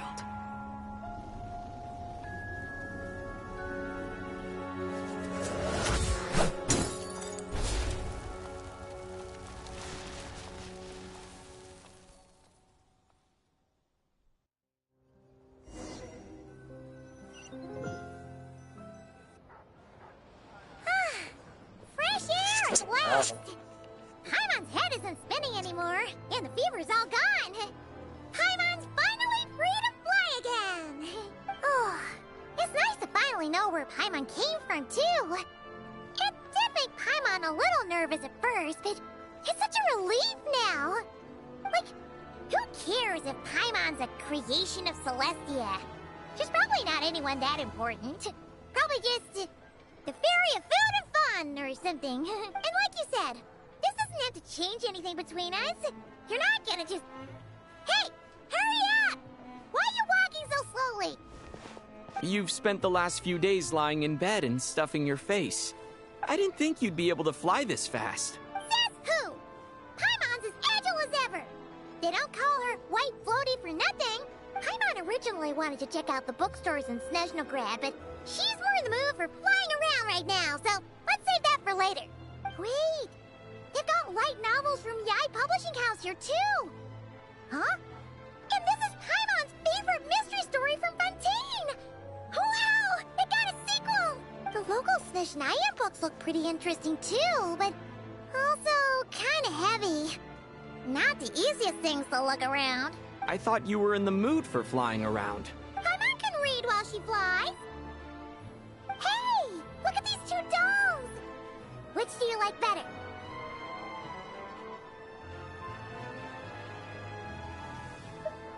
All right, boss, we'll take both. Paimon will have the other one. Oh, I thought we were only getting one. There you are. Thanks for visiting. Paimon will grab this and then... Huh? Huh? Huh? How many layers does this thing have? And what are you laughing at? Huh. You knew all along, didn't you? A whole bunch of people are gathered over by the plaza. Hey, look! That looks like Tartaglia! Is that Tonya? Hey, Tartaglia! I know that voice. Of course. If it isn't Paimon and my old comrade. You're looking well, Paimon. All better? Sup, Ajax? Yeah! The jester knew I was wrong and fixed Paimon right up! Thanks for sending someone to keep Paimon safe, too. Oh, yeah. About that. That was... kind of embarrassing. Who could have known that our director would go looking for you in person? So sorry for the misunderstanding. Oh, right. Let me introduce you. This is my little sister, Tonya. Oh my god, she's really cute. Hello, hello. Firstly, I'm really sorry about my brother. Sounds like he's caused you no end of trouble. Hey now, why'd you have to start with that? Not that it isn't true, of course. So she's the real Tonya. She said you two didn't manage to meet up at the theater. She waited ages for me, and when I didn't show, she got a little worried and went outside. I know, right? He didn't bother to say a word to me. I searched up and down the city for him, and he only told me about it when I finally caught him at the gates of Glupov. I've been rushed off my feet lately, so I didn't get the chance to go home. I just figured the Traveler would fill you in when he got there. Well, the snow was bad, and you're never late. So I was really worried about you. How was I supposed to know that you'd stood me up? I'm sorry, Tonya. I really am. I'll make it up to you somehow. Just... please don't tell Mom and Dad. I think the mix-up led to a series of misunderstandings. It's probably for the best that the real Tonya didn't get caught up in that mess. Besides, it's obvious that Tartaglia isn't usually one to break a promise. He only gave his ticket to me because he had to look into Lelik. No, it's fine. It just meant I didn't get to see the show in the end. By the way, what did you think? You were one of the first people to see it, you know? I would say the best is yet to come. Huh? What kind of review is that? Hey, look! Was it that performance? What's going on? Tesorita! Her Majesty's back! Oh, Vesna! There we go.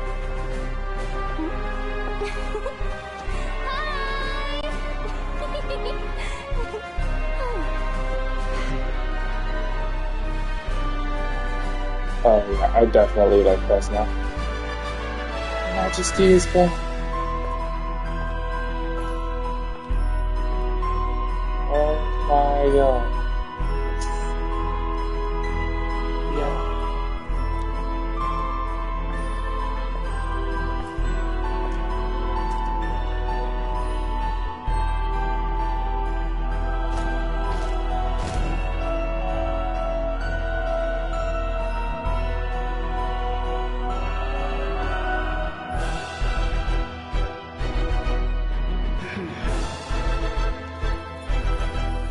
Whoa.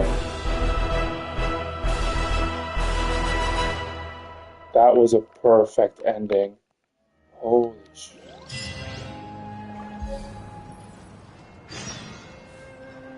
Go to Dresden HQ? I'm sorry, what? A very special election progress? And what is that supposed to mean? You know what? I'm curious. This, and then that's the end of stream, because I am way too tired, and I gotta go to work later.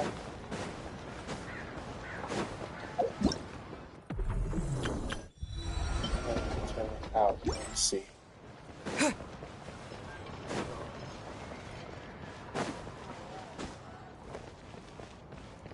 Do we meet Vesna, or what's the deal?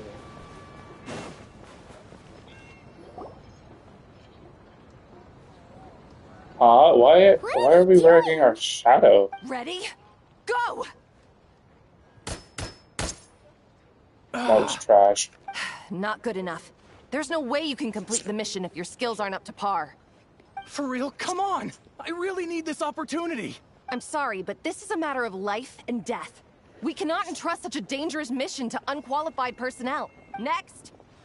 Looks like they're recruiting some crack shots. Yeah, from what I've heard, it's not a routine one. The standards this time are much stricter. If this was how they ran every call-up, the Druzhna would have disbanded long ago due to a lack of recruits. Then, why are so many people still showing up? Because the pay's good, man. I heard that if you make it through, you even get some chronic crystal, or whatever it's called. Next! I'm up.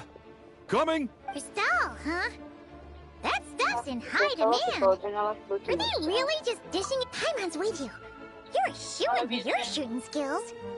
You're gonna win some Crystal and share it out among the villagers, right? This is definitely a job for the Rogat. Let's do it! Next! Ah! It's our turn!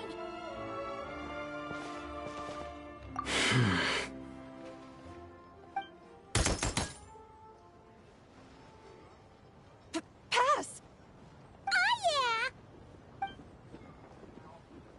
Pardon my curiosity, but have you entered the Shadow Realm before? Please, follow me first. Judging by the look of your firearms, you must be familiar with the Shadow Realm, and well aware of the dangers within. My superiors would like me to send some personnel into the Shadow Realm to eliminate the danger and prevent it from affecting the outside world. With this device, we can transport you right into the target zone. After that, all you'll have to rely on are the abilities you've just demonstrated. So, that's what this mission... Yeah! Is there any Crystal to be had? You must have heard the rumors spreading among the... In fact, the terms I am authorized to offer state that In addition to the highest level stipend, you may requisition a batch of supplies needed to complete your mission. As long as it's within the Druzhna's power, we will prioritize procuring it for you. In that case, we're gonna want some crystal. That can be arranged. But could you tell me exactly what you need it for? Traveler? I see. Well, if it's a deal breaker, then I can accept your terms. Ma'am, I am here to report that it shames me to say that the Druzhna have grown severely short-handed of late. Ordinarily, we should be the ones to complete a mission like this. No, don't blame me. SNEZHNAYAAA. Her Majesty arranged the special recruitment project precisely to deal with situations of this kind. SNEZHNAYAAA is a great nation, and Her Majesty is confident that there is great talent hidden among the populace. Our task Because is this to is find it. Yes, ma'am. world class. Furthermore, do not forget that we have other things in mind for these new recruits beyond simply pitching in where the official forces are unable to. Do you think any of the candidates selected in this round show sufficient potential to take on the Tsaritsa's edict? Funny you should mention that. I think you might want to read this candidate's registration profile. He might just be the person we need. Him? Huh. Isn't that interesting? I like Vesna already. Special Recruitment Project Cycle Training. Alright. Well, that's it for today. I am exhausted, and I hope you all enjoyed watching this stream. I'm done with the SNEZHNAYAAA Archon quest, and I'll see if I can get Odette sometime soon. And again, let me grab all the rewards. Milistine. Look at that. Rewards. Let me see what there's. Cycle training.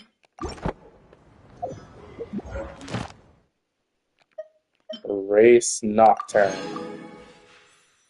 There we go. Enter without mercy. Boo. Boo. Heck yes. That should be enough for a temple, right? Yeah. Alright. Temple to finish out this stream.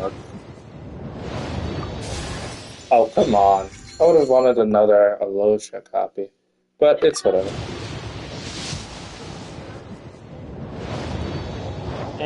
Fair, there was only one temple, so I didn't think much of it.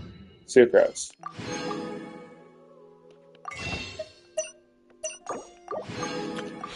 Where in the game is her stage again? Oh, there. Do I just do it at our meeting point, or actually on stage? I mean, my last poll, so it's nothing.